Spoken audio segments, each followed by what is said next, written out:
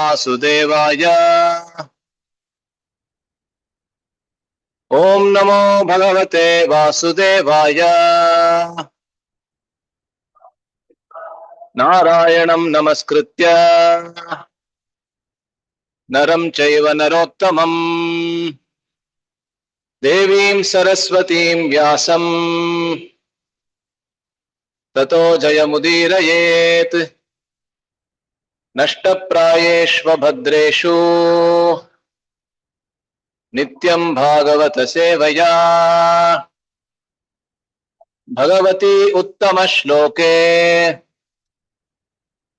भक्तिर्भवति नैष्ठिकी। ओम अज्ञानतिमिरान्धस्य ज्ञानाञ्जनशलाकया चक्षुरुन्मीलितं येन तस्मै श्रीगुरवे नमः। नमः ओं विष्णुपादाय कृष्णप्रेष्ठाय भूतले श्रीमते भक्तिवेदान्त स्वामिन्निति नामिने। नमस्ते सारस्वते देवे गौरवाणी प्रचारिणे निर्विशेष शून्यवादी पाश्चात्य देशतारिणे। जय श्री कृष्ण चैतन्य प्रभु नित्यानंद श्री अद्वैत गदाधर श्रीवासादि गौर भक्त वृंदा। हरे कृष्णा कृष्णा कृष्णा हरे हरे हरे राम राम राम हरे हरे। ಎಲ್ಲರಿಗೆ ನಮಸ್ಕಾರ ಮತ್ತೊಮ್ಮೆ. ಇವತ್ತು ನಾವು ಒಂದು ವಿಶೇಷವಾದಂತಹ ವಿಷಯದ ಬಗ್ಗೆ ನಾವು ಚರ್ಚೆ ಮಾಡ್ತೀವಿ. ನಿಮಗೆಲ್ಲರಿಗೂ ಗೊತ್ತಿರಬಹುದು ಅಥವಾ ಗೊತ್ತಿಲ್ಲದೆ ಹೋದ್ರೆ ಇವಾಗ ಗೊತ್ತಾಗತ್ತೆ. ಇದು ಒಂದು ವಿಶೇಷವಾದಂತಹ ತಿಂಗಳು ನಡೀತಾ ಇದೆ, ಅಧಿಕ ಮಾಸ. ಇದಕ್ಕೆ ನಾವು ಪುರುಷೋತ್ತಮ ಅಧಿಕ ಮಾಸ ಅಂತ ಕರಿತೀವಿ. ಅಧಿಕ ಮಾಸ ಅಂದ್ರೆ 3 ವರ್ಷಕ್ಕೆ ಒಮ್ಮೆ, ಯಾವಾಗ ನಮ್ಮ ಪಂಚಾಂಗದ ಪ್ರಕಾರ ಒಂದು ತಿಂಗಳು ಕಡಿಮೆ ಆಗತ್ತೆ ಅವಾಗ ಒಂದು ತಿಂಗಳನ್ನ ನಾವು ಸೇರಿಸ್ತೀವಿ. ಸರಳ ಶಬ್ದಗಳಲ್ಲಿ ಹೇಳ್ಬೇಕಂದ್ರೆ ಅಷ್ಟೇನೆ. 3 ವರ್ಷಗಳಿಗೆ ಒಮ್ಮೆ ನಮ್ಮ ಪಂಚಾಂಗದಲ್ಲಿ ಒಂದು ತಿಂಗಳಷ್ಟು, ಸುಮಾರು 30 ದಿವಸಗಳಷ್ಟು ಕಡಿಮೆ ಆಗತ್ತೆ. ಅದನ್ನ ಒಂದು ಎಕ್ಸ್ಟ್ರಾ ತರ ಸೇರಿಸ್ತೀವಿ, ಅದು ಅಧಿಕ ಮಾಸ ಆಗತ್ತೆ.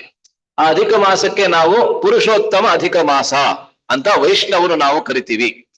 ಈ ತಿಂಗಳಲ್ಲಿ ಭಗವಂತ ಪುರುಷೋತ್ತಮನ ಚರ್ಚೆಯನ್ನ ಮಾಡುವಂತಹದ್ದು, ಅವನ ಬಗ್ಗೆ ಕೇಳುವಂತಹದ್ದು, ಮತ್ತೆ ಅವನ ವಿಷಯದಲ್ಲಿ ಎಲ್ಲಾ ಭಕ್ತಿಮಯ ಕಾರ್ಯಗಳಲ್ಲಿ ತೊಡಗುವಂತಹದ್ದು ಬಹಳ ಶ್ರೇಷ್ಠ ಅಲ್ವೇ? ಅದಕ್ಕೆ ನಾವು ಪುರುಷೋತ್ತಮ ಅಧಿಕ ಮಾಸ. ಆದ್ರಿಂದ ಇವತ್ತು ನಾವೇನ್ ನೋಡ್ತೀವಿ ಅಂದ್ರೆ, ಪುರುಷೋತ್ತಮ ಎಂಬಂತ ಶಬ್ದಕ್ಕೆ ಏನು ಅರ್ಥ, ಮತ್ತೆ ಪುರುಷೋತ್ತಮನನ್ನ ನಾವು ಕೃಷ್ಣನಿಗೆ ಪುರುಷೋತ್ತಮ ಅಂತ ನಾವು ಏನಕ್ಕೆ ಕರಿತೀವಿ, ಅದ್ರ ಬಗ್ಗೆ ಇವತ್ತು ನಾವು ಚರ್ಚೆ ಮಾಡ್ತೀವಿ. ಭಗವದ್ಗೀತೆಯಿಂದ ನಾವು ಚರ್ಚೆ ಮಾಡ್ತೀವಿ, ಆಯ್ತಾ? ಸೊ ಇವತ್ತಿನ ವಿಷಯ ಪುರುಷೋತ್ತಮ ಎಂಬಂತ ಶಬ್ದಕ್ಕೆ ಅರ್ಥ ಏನು, ಮತ್ತೆ ಶ್ರೀಕೃಷ್ಣನನ್ನೇ ನಾವು ಪುರುಷೋತ್ತಮ ಅಂತ ನಾವು ಏನಕ್ಕೆ ಕರೆಯುತ್ತೇವೆ ಅನ್ನೋದು ಇವತ್ತಿನ ವಿಷಯ, ಆಯ್ತಾ? ಓಕೆ, ದಯವಿಟ್ಟು ಆ ಮಗುನ ಆಚೆ ಕರ್ಕೊಂಡು ಹೋಗಾದ್ರೆ ದಯವಿಟ್ಟು ಕರ್ಕೊಂಡು ಹೋಗಿ. ಆವಾಗ ನಿಶಬ್ದವಾಗಿದ್ರೆ ಅವಾಗ ಪ್ರವಚನ ಸರಿಯಾಗಿ ಜರುಗತ್ತೆ.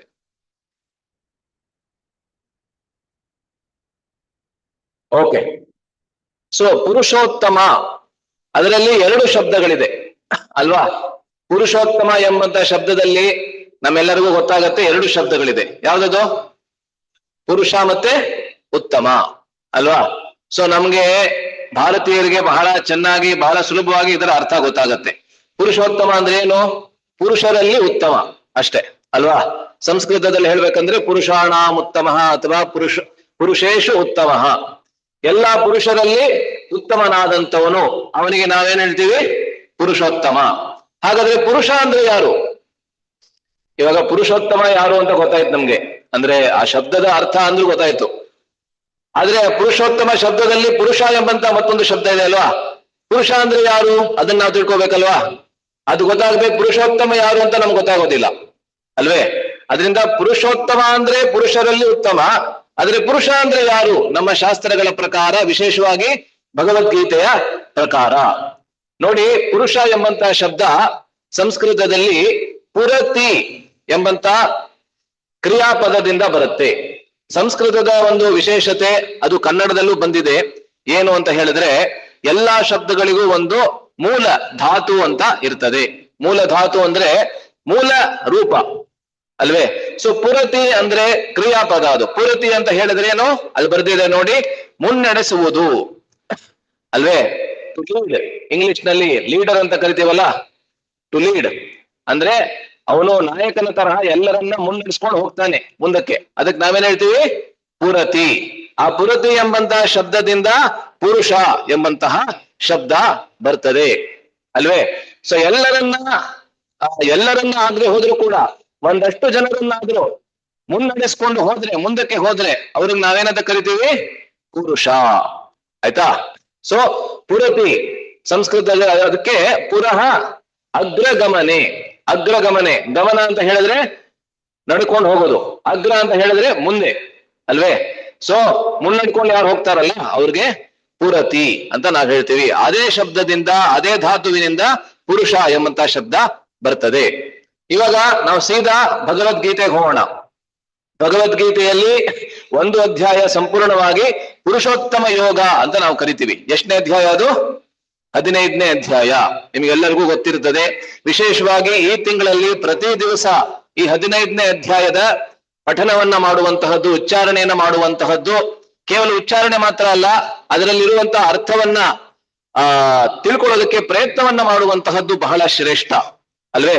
ಅದರಿಂದ ಪಠನ ಮಾಡುವಂತಹ ಅಥವಾ ಉಚ್ಚಾರಣೆ ಮಾಡುವಂತಹ ಮೂಲ ಉದ್ದೇಶ ಏನು ಅಂತ ಹೇಳಿದ್ರೆ, ಕ್ರಮೇಣ ಆ ಅರ್ಥಗೂ ನಮಗೆ ಜ್ಞಾಪಕವಾಗತ್ತೆ ಅನ್ನೋದು ಮೂಲ ಉದ್ದೇಶ.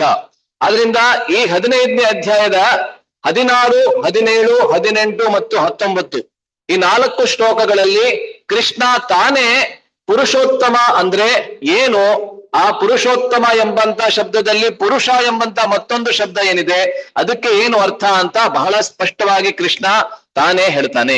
ಆಯ್ತಾ? ಸೊ ಈ 4 ಶ್ಲೋಕಗಳನ್ನ ಮೊದಲು ನಾವಿವತ್ತು ಚರ್ಚೆ ಮಾಡ್ತೀವಿ. ಮತ್ತೆ 4 ಶ್ಲೋಕಗಳಿಗೆ ಸಂಬಂಧಪಟ್ಟಂತಹ ಒಂದಷ್ಟು ಕೃಷ್ಣನ ಲೀಲೆಗಳನ್ನ ನಾವು ಇವತ್ತು ಚರ್ಚೆ ಮಾಡ್ತೀವಿ. ಆಯ್ತಾ? ಸೊ ಮೊದಲು ಎಲ್ಲಿಗೆ ಹೋಗ್ತೀವಿ? 15ನೇ ಅಧ್ಯಾಯದ 16ನೇ ಶ್ಲೋಕ. ಆಯ್ತಾ? ಸೊ ದಯವಿಟ್ಟು ಎಲ್ಲರೂ ಈ ಶ್ಲೋಕವನ್ನ ನನ್ನ ಹಿಂದೆ ಹೇಳಿ. ಬಹಳ ಪ್ರಸಿದ್ಧವಾಗಿರ್ತಕ್ಕಂತಹ ಶ್ಲೋಕಗಳು ಈ 4 ಶ್ಲೋಕಗಳು ಕೂಡ. ನಿಮಗೆ ಕಂಠಪಾಠ ಕೂಡ ಆಗಿರಬಹುದು. ದಯವಿಟ್ಟು ನನ್ನಿಂದ ಈ ಶ್ಲೋಕವನ್ನ ಹೇಳಿ. ದ್ವಾವಿಮೌ ಪುರುಷೌ ಲೋಕೆ ಕ್ಷರಶ್ಚಾಕ್ಷರ ಏವ ಚ ಕ್ಷರಃ ಸರ್ವಾಣಿ ಭೂತಾನಿ ಕೂಟಸ್ಥೋಕ್ಷರ ಉಚ್ಯತೆ. ದ್ವಾವಿಮೌ ಪುರುಷೌ ಲೋಕೆ ಕ್ಷರಶ್ಚಾಕ್ಷರ ಏವ ಚ ಕ್ಷರಃ ಸರ್ವಾಣಿ ಭೂತಾನಿ ಕೂಟಸ್ಥೋಕ್ಷರ ಉಚ್ಯತೆ. ದ್ವಾವಿಮೌ ಪುರುಷೌ ಲೋಕೆ ಕ್ಷರಶ್ಚಾಕ್ಷರ ಏವ ಚ ಕ್ಷರಃ ಸರ್ವಾಣಿ ಭೂತಾನಿ ಕೂಟಸ್ಥೋಕ್ಷರ ಉಚ್ಯತೆ. ಬಹಳ ಸುಲಭ ಇದರ ಅರ್ಥ. ಈ ಲೋಕದಲ್ಲಿ ಇಬ್ಬರು ಪುರುಷರು ಇದ್ದಾರೆ ಅಂತ ಆರಂಭದಲ್ಲಿ ಕೃಷ್ಣ ಹೇಳ್ತಾ ಇದ್ದಾನೆ. ಆಯ್ತಾ? ದ್ವೌ ಅಂತ ಹೇಳಿದ್ರೆ ಎರಡು ಅಥವಾ ಇಬ್ಬರು. ಇಮೌ ಅಂತ ಹೇಳಿದ್ರೆ ಇವರಿಬ್ಬರು. ಯಾರದು? ಪುರುಷವು. ಈ ಲೋಕದಲ್ಲಿ, ಲೋಕೆ ಅಂತ ಹೇಳಿದ್ರೆ ಈ ಲೋಕದಲ್ಲಿ ಇಬ್ಬರು ಪುರುಷರು ಇದ್ದಾರೆ ಅಲ್ವೇ? ನಾವು ಸಾಮಾನ್ಯವಾಗಿ ಏನಂತ ಅಂದ್ಕೋತೀವಿ? ಪುರುಷ ಅಂತ ಹೇಳಿದ್ರೆ ಗಂಡು ಶರೀರದಲ್ಲಿ ಇರ್ತಕ್ಕಂಥವ್ರು ಪುರುಷರು, ಹೆಣ್ಣು ಶರೀರದಲ್ಲಿ ಇರ್ತಕ್ಕಂಥವ್ರು ಸ್ತ್ರೀಯರು ಅಥವಾ ಹೆಂಗಸರು ಅಂತ ನಾವು ಅಂದ್ಕೋತೀವಿ. ಆದ್ರೆ ಆ ರೀತಿಯಾದಂತ ಪರಿಭಾಷೆಯನ್ನ ಕೃಷ್ಣ ಭಗವದ್ಗೀತೆಯಲ್ಲಿ ಎಂದೂ ಕೂಡ ಕೊಡೋದಿಲ್ಲ. ಆಯ್ತಾ? ಗಂಡು ಹೆಣ್ಣು ಈ ಶಬ್ದದಲ್ಲಿ ಕೃಷ್ಣ ಯಾವ ಶ್ಲೋಕದಲ್ಲೂ ಮಾತಾಡೋದಿಲ್ಲ ಭಗವದ್ಗೀತೆಯಲ್ಲಿ. ಆದ್ರಿಂದ ಈ ಪುರುಷವು, ಈ ಇಬ್ಬರು ಪುರುಷರು ಯಾರು ಅಂತ ಇವಾಗ ಮೊದಲು ನಾವು ಅರ್ಥ ಮಾಡ್ಕೋಬೇಕು. ಅದಕ್ಕೆ ಕೃಷ್ಣನೇ ಮುಂದಕ್ಕೆ ಹೇಳ್ತಾನೆ, ಏನ್ ಹೇಳ್ತಾನೆ? ಕ್ಷರಶ್ಚ ಅಕ್ಷರಶ್ಚ ಏವಚ. ಕ್ಷರ ಮತ್ತೆ ಅಕ್ಷರ ಇವರಿಬ್ಬರೇ ಇಬ್ಬರು ಪುರುಷರು. ಹಾಗಂದ್ರೇನು? ಕ್ಷರ ಮತ್ತೆ ಅಕ್ಷರ ಎಂಬಂತ ಎರಡು ಶಬ್ದಗಳಿಗೆ ಏನು ಅರ್ಥ ಅಂತ ನಾವಿವಾಗ ನೋಡೋಣ. ಅದಾದ್ಮೇಲೆ ಕೃಷ್ಣ ಏನ್ ಹೇಳ್ತಾನೆ? ಕ್ಷರ ಅಂದ್ರೆ ಯಾರು? ಸರ್ವಾಣಿ ಭೂತಾನಿ. ಯಾವ ಯಾವ ಜೀವ ಜಂತುಗಳನ್ನ ನಾವು ಈ ಲೋಕದಲ್ಲಿ ನೋಡ್ತೀವಿ, ಯಾವ ಯಾವ ಜೀವ ಜಂತುಗಳಲ್ಲಿ ಪತನ ಹೊಂದುವಂತಹ ಸಾಧ್ಯತೆ ಇರ್ತದೆ, ಅವರೆಲ್ಲರೂ ಕ್ಷರ ಜೀವಿಗಳು. ಅದಾದ್ಮೇಲೆ ಕೂಟಸ್ಥ ಅಂದ್ರೆ ಅವರನ್ನ ಬಿಟ್ಟಂತೆ ಬೇರೆ ಎಲ್ಲ ಯಾರಿದ್ದಾರೆ, ಅವರನ್ನ ಬಿಟ್ಟು ಬೇರೆ ಎಲ್ಲ ಯಾರಿದ್ದಾರೆ, ಅವರೆಲ್ಲರೂ ಅಕ್ಷರ ಅಂತ ಕೃಷ್ಣ ಹೇಳ್ತಾನೆ. ಇದನ್ನ ಅರ್ಥ ಮಾಡ್ಕೊಳ್ಳೋದಕ್ಕೆ ಸ್ವಲ್ಪ ನಮಗೆ ವ್ಯಾಖ್ಯಾನ ಬೇಕಾಗತ್ತೆ ಅಲ್ವಾ? ಸೊ ಕೃಷ್ಣ ಏನ್ ಹೇಳ್ತಾ ಇದ್ದಾನೆ? ಸರಳವಾದಂತ ಶಬ್ದಗಳಲ್ಲಿ ಹೇಳ್ಬೇಕಂದ್ರೆ ಎರಡು ಅಥವಾ ಇಬ್ಬರು ಪುರುಷರು ಈ ಲೋಕದಲ್ಲಿ ಇದ್ದಾರೆ, ಕ್ಷರ ಮತ್ತೆ ಅಕ್ಷರರು. ಈ ಲೋಕದಲ್ಲಿ ಎಲ್ಲಾ ಜೀವ ಜಂತುಗಳು ಕೂಡ ಕ್ಷರ ಜೀವಿಗಳು, ಅವರನ್ನ ಬಿಟ್ಟು ಬೇರೆ ಯಾರಿದ್ದಾರೆ, ಅವರೆಲ್ಲರೂ ಅಕ್ಷರರು ಅಂತ ಕೃಷ್ಣ ಹೇಳ್ತಾ ಇದ್ದಾನೆ. ಇದಕ್ಕೇನರ್ಥ ನೋಡಿ, ಇವಾಗ ಮುಂದಿನ ಸ್ಲೈಡ್ ನಲ್ಲಿ ಶಿಲ ಪ್ರಭುಪಾದರು ಇದಕ್ಕೆ ಬಹಳ ಉತ್ತಮವಾದಂತಹ ವಿವರಣೆಯನ್ನು ಕೊಡ್ತಾರೆ. ಇದು ಸಂಸ್ಕೃತದಲ್ಲಿದೆ, ಆದ್ರೆ ನಾನು ಚೆನ್ನಾಗಿ ಕನ್ನಡದಲ್ಲಿ ಇದನ್ನ ಹೇಳ್ತೀನಿ, ಆಯ್ತಾ? ಸೊ ಕ್ಷರ ಅಂತ ಹೇಳಿದ್ರೇನು? ಬದ್ಧಾತ್ಮರು. ನೋಡಿ, ಜೀವ ಜಂತುಗಳು ಅಥವಾ ಜೀವತತ್ವ ಅಂತ ಹೇಳಿದ್ರೆ ಎಲ್ಲೆಲ್ಲಿ ನಾವು ಜೀವನವನ್ನ ನೋಡ್ತೀವಿ ಅಲ್ಲೆಲ್ಲ ಜೀವತತ್ವ ಇದೆ ಅಂತ ನಾವು ಮೊದಲು ಅರ್ಥ ಮಾಡ್ಕೋಬೇಕು. ಕೇವಲ ಮನುಷ್ಯರಲ್ಲಿ ಮಾತ್ರ ಅಲ್ಲ, ಪ್ರಾಣಿಗಳಲ್ಲಿಯೂ ಕೂಡ, ಪಕ್ಷಿಗಳಲ್ಲಿಯೂ ಕೂಡ, ಕ್ರಿಮಿ ಕೀಟಗಳಲ್ಲಿಯೂ ಕೂಡ ಎಲ್ಲೆಲ್ಲಿ ಜೀವನ ಅನ್ನೋದನ್ನ ನಾವು ನೋಡ್ತೀವಿ. ಎಷ್ಟರ ಮಟ್ಟಕ್ಕೆ ಅಂತ ಹೇಳಿದ್ರೆ ದೇವತೆಗಳ ತನಕ, ದೇವತೆಗಳಿಂದ ಹಿಡಿದು ಪಾತಾಳದಲ್ಲಿ ಇರ್ತಕ್ಕಂತ ಸಣ್ಣ ಕ್ರಿಮಿ ಕೀಟದವರೆಗೆ ಎಲ್ಲೆಲ್ಲಿ ನಾವು ಜೀವನವನ್ನ ನೋಡ್ತೀವಿ ಅಲ್ಲೆಲ್ಲ ನಾವು ಏನಿದೆ ಅಂತ ಅರ್ಥ ಮಾಡ್ಕೋತೀವಿ, ಜೀವ ತತ್ವ ಅನ್ನೋದು ಇದೆ ಅಂತ ನಾವು ಅರ್ಥ ಮಾಡ್ಕೋತೀವಿ. ಹೇಗೆ ನಮ್ಮ ಶರೀರದಲ್ಲಿ ನಾನು ಕೂತಿದ್ದೀನಿ, ನಾನೆಂಬಂತಹ ಒಬ್ಬ ಆತ್ಮ ಕೂತಿದ್ದೀನಿ, ಅದೇ ರೀತಿಯಲ್ಲಿ ಒಂದು ಸಣ್ಣ ಇರುವೆಯ ಶರೀರದಲ್ಲಿ ಕೂಡ ಅದೇ ತರಹದ ಸಚ್ಚಿದಾನಂದ ಸ್ವರೂಪವನ್ನು ಉಳ್ಳುವಂತಹ ಒಂದು ಆತ್ಮ ಕುಳಿತಿದೆ ಅಲ್ವೇ? ಸೊ ಎಲ್ಲೆಲ್ಲಿ ಜೀವನವನ್ನ ನೋಡ್ತೀವಿ ನಾವೇನ್ ಅರ್ಥ ಮಾಡ್ಕೋತೀವಿ? ಅಲ್ಲಿ ಜೀವ ತತ್ವ ಅನ್ನೋದು ಇದೆ, ಅಂದ್ರೆ ಆತ್ಮದ ಉಪಸ್ಥಿತಿ ಇದೆ ಅಂತ ನಾವು ಅರ್ಥ ಮಾಡ್ಕೋತೀವಿ. ಆ ಆತ್ಮ ಏನಿದೆ, ಆ ಆತ್ಮ ಅನ್ನೋದು ಮೂರು ತರಹದಲ್ಲಿ ಆತ್ಮರು ಇದ್ದಾರೆ ಅಂತ ಕೃಷ್ಣ ಈ ಶ್ಲೋಕದಲ್ಲಿ ಹೇಳ್ತಾ ಇದ್ದಾನೆ. ಆರಂಭದಲ್ಲಿ ಇಬ್ರು ಅಂತ ಹೇಳ್ತಾನೆ, ಆದ್ರೆ ಮುಂದಕ್ಕೆ ಆ ಎರಡನೇ ವರ್ಗವನ್ನ ಮತ್ತೊಂದು ಮಾಡಿ ಮೂರು ಅಂತ ಹೇಳ್ತಾನೆ. ಸೊ ಮೊದಲನೇದು ಯಾರು? ಬದ್ಧಾತ್ಮರು, ಬದ್ಧಾವಸ್ಥೆಯಲ್ಲಿ ಇರ್ತಕ್ಕಂಥವ್ರು. ಬದ್ಧಾವಸ್ಥೆಯಲ್ಲಿ ಇರ್ತಕ್ಕಂಥವ್ರು ಅಂತ ಹೇಳಿದ್ರೆ ಯಾರು? ನಾವೆಲ್ಲರೂ ಕೂಡ ಅಂತ ಹೇಳಿದ್ರೆ ಯಾರು ಈ ಲೋಕದಲ್ಲಿ ಸಂಸಾರ ಚಕ್ರದಲ್ಲಿ ಪ್ರತಿ ಜನ್ಮದಲ್ಲಿ ತಿರುಗ್ತಾ ಇದ್ದಾರೆ ಅವರೆಲ್ಲರೂ ಏನಂತ ಹೇಳ್ತೀವಿ? ಬದ್ಧಾತ್ಮರು, ಬದ್ಧಾವಸ್ಥೆಯಲ್ಲಿ ಇರ್ತಕ್ಕಂಥವ್ರು ಅಲ್ವೇ? ಅದು ಕೇವಲ ಮನುಷ್ಯರಲ್ಲಿ ಮಾತ್ರ ಅಲ್ಲ, ಎಲ್ಲಾ ಜೀವ ಜಂತುಗಳಲ್ಲೂ, ಎಲ್ಲಾ ಯೋನಿಗಳಲ್ಲಿಯೂ ಯಾವ ಯಾವ ಜೀವ ಜಂತುಗಳನ್ನ ನಾವು ನೋಡ್ತೀವಿ ಆ ಎಲ್ಲಾ ಜೀವ ಜಂತುಗಳು ಕೂಡ ಬದ್ಧಾವಸ್ಥೆಯಲ್ಲಿ ಇರೋದ್ರಿಂದ ಅವರೆಲ್ಲರಿಗೆ ನಾವೇನಂತ ಹೇಳ್ತೀವಿ? ಬದ್ಧಾತ್ಮರು ಅಲ್ವೇ? ಆ ಬದ್ಧಾವಸ್ಥೆಯಲ್ಲಿ ಇರ್ತಕ್ಕಂಥ ಆತ್ಮರಿಗೆ ಕೃಷ್ಣ ಈ ಶ್ಲೋಕದಲ್ಲಿ ಏನಂತ ಹೇಳ್ತಾ ಇದ್ದಾನೆ? ಕ್ಷರ. ಕ್ಷರ ಅಂತ ಹೇಳಿದ್ರೆ ಬೀಳಲು ಸಾಧ್ಯತೆ ಉಳ್ಳುವಂತವ್ರು ಅಥವಾ ಬಿದ್ದಿರ್ತಕ್ಕಂಥವ್ರು ಅನ್ನೋದು ಇನ್ನು ಸೂಕ್ತವಾದಂತಹ ಪರಿಭಾಷೆ. ಬಿದ್ದಿರ್ತಕ್ಕಂಥವ್ರು ಅಲ್ವೇ? ಅವರಿಗೆ ಕ್ಷರ. ಕ್ಷರ ಶಬ್ದ ನಿರ್ದಿಷ್ಟ ಪುರುಷ ಜೀವ ಶಬ್ದ. ಅಲ್ಲಿ ನೋಡಿ ಬಹಳ ಸ್ಪಷ್ಟವಾಗಿ ಹೇಳ್ತಾರೆ, ಬ್ರಹ್ಮಾದಿ ಸ್ತಂಭ ಪರ್ಯಂತಹ. ಎಲ್ಲಿಂದ ಶುರುವಾಗಿ ಅಂತ ಹೇಳಿದ್ರೆ ಬ್ರಹ್ಮನಿಂದ ಶುರುವಾಗಿ ಸ್ತಂಭ ಅಂತ ಹೇಳಿದ್ರೆ ಒಂದು ಸಣ್ಣ ಹುಲ್ಲು ಕಡ್ಡಿಯವರೆಗೆ. ಏಕೆಂದ್ರೆ ಗಿಡ ಮರಗಳಲ್ಲಿ ಕೂಡ ಆತ್ಮದ ಉಪಸ್ಥಿತಿ ಇದೆ ಅಲ್ವೇ? ಹಿಂದೆ ಯಾವಾಗ ಸುಮಾರು 300-400 ವರ್ಷಗಳ ಹಿಂದೆ ಎಲ್ಲರೂ ಏನಂತ ಅನ್ಕೋತಾ ಇದ್ರು? ಗಿಡ ಮರಗಳಲ್ಲಿ ಯಾವುದೇ ಆತ್ಮದ ಉಪಸ್ಥಿತಿ ಇಲ್ಲ, ಅಲ್ಲಿ ಜೀವನವೇ ಇಲ್ಲ ಅಂತ ಅನ್ಕೋತಾ ಇದ್ರು. ಆದ್ರೆ ನಮ್ಮದೇ ಆದಂತ ಭಾರತದ ಒಬ್ಬ ಮಹಾನ್ ವಿಜ್ಞಾನಿ ನಿರೂಪಿಸಿ ತೋರಿಸಿದ್ರು. ಅವ್ರ ಹೆಸರೇನು? ನೀವೆಲ್ಲ ವಿಜ್ಞಾನವನ್ನು ಓದಿ ಮರ್ತ್ಬಿಟ್ಟಿದ್ದೀರಾ ಅಂತ, ಸ್ಕೂಲಲ್ಲಿ ಓದಿ ಇವಾಗ ಮರ್ತೋಗಿದೆ ಅಂತ ಕಾಣುತ್ತೆ ಅಲ್ವೇ? ಅವ್ರ ಹೆಸರೇನು? ಜಗದೀಶ್ ಚಂದ್ರ ಬೋಸ್ ಅಲ್ವೇ? ಅವರು ತೋರಿಸಿದ್ರು. ಇವಾಗ ಎಷ್ಟೊಂದ್ ಜನ ಇವಾಗ ಫ್ಲಾಶ್ ಆಗ್ತದೆ, ಜಗದೀಶ್ ಚಂದ್ರ ಬೋಸ್ ಎಲ್ಲೋ ಕೇಳದಾಗಿದೆ ಹೆಸರು ಅಂತ ಅಲ್ವೇ? ಅವರು ನಿರೂಪಿಸಿ ತೋರಿಸಿದ್ರು. ಏನಂತ? ಆತ್ಮದ ಉಪಸ್ಥಿತಿಯನ್ನು ನಿರೂಪಿಸಿ ತೋರಿಸಲಿಲ್ಲ, ಆದ್ರೆ ಜೀವನ ಅನ್ನೋದು ಇದೆ. ಎಲ್ಲಿ? ಗಿಡ ಮರಗಳಲ್ಲಿಯೂ ಕೂಡ ಇದೆ. ಆದ್ರೆ ನಮ್ಮ ಶಾಸ್ತ್ರಗಳ ಪ್ರಕಾರ ಎಲ್ಲೆಲ್ಲಿ ಜೀವನ ಇದೆ ಅಲ್ಲೆಲ್ಲ ಆತ್ಮದ ಉಪಸ್ಥಿತಿ ಇದೆ ಅಂತ ನಾವು ಹೇಳ್ತೀವಿ ಅಲ್ವೇ.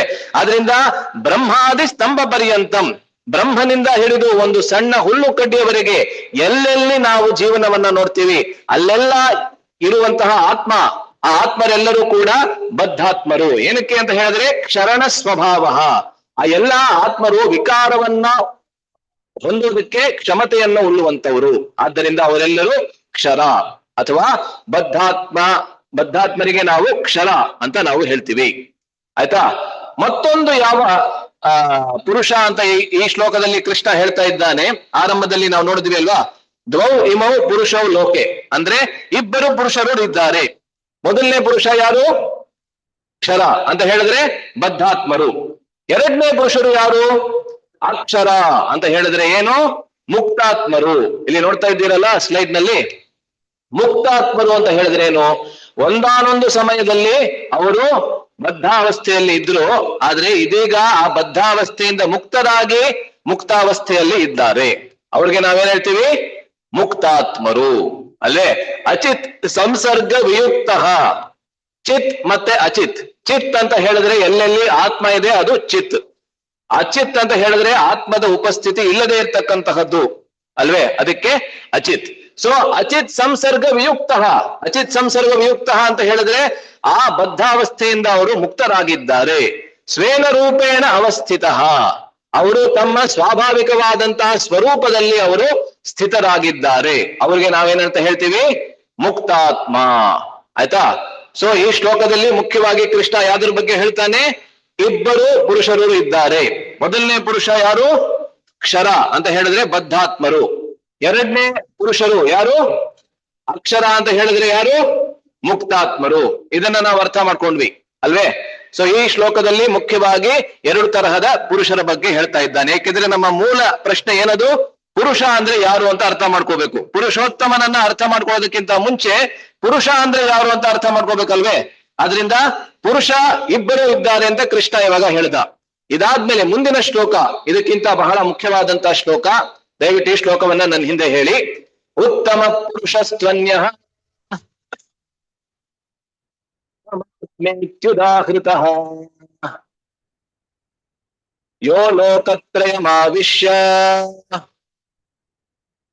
ಬಿಭರ್ತ್ಯವ್ಯಯ ಈಶ್ವರಃ ಉತ್ತಮ ಪುರುಷಸ್ತ್ವನ್ಯಃ ಪರಮಾತ್ಮೇತ್ಯುದಾಹೃತಃ ಯೋ ಲೋಕತ್ರಯಮಾವಿಶ್ಯ ಬಿಭರ್ತ್ಯವ್ಯಯ ಈಶ್ವರಃ ಪುರುಷಸ್ತ್ವನ್ಯಃ ಪರಮಾತ್ಮೇತ್ಯುದಾಹೃತಃ ಯೋ ಲೋಕತ್ರಯಮಾವಿಶ್ಯ ಬಿಭರ್ತ್ಯವ್ಯಯ ಈಶ್ವರಃ. ಈ ಶ್ಲೋಕದಲ್ಲಿ ಕೃಷ್ಣ ಏನ್ ಹೇಳ್ತಾ ಇದ್ದಾನೆ? ಹಿಂದೆ ಅಂದ್ರೆ ಹಿಂದಿನ ಶ್ಲೋಕದಲ್ಲಿ ಇಬ್ಬರು ಪುರುಷರ ಬಗ್ಗೆ ನಾನೇನ್ ಹೇಳಿದೆ, ಅವರಿಬ್ಬರಿಗೆ ಹೊರತಾಗಿ ಮತ್ತೊಬ್ಬ ಪುರುಷ ಕೂಡ ಇದ್ದಾನೆ. ಅವನಿಗೆ ನಾವೇನ್ ಹೇಳ್ತೀವಿ?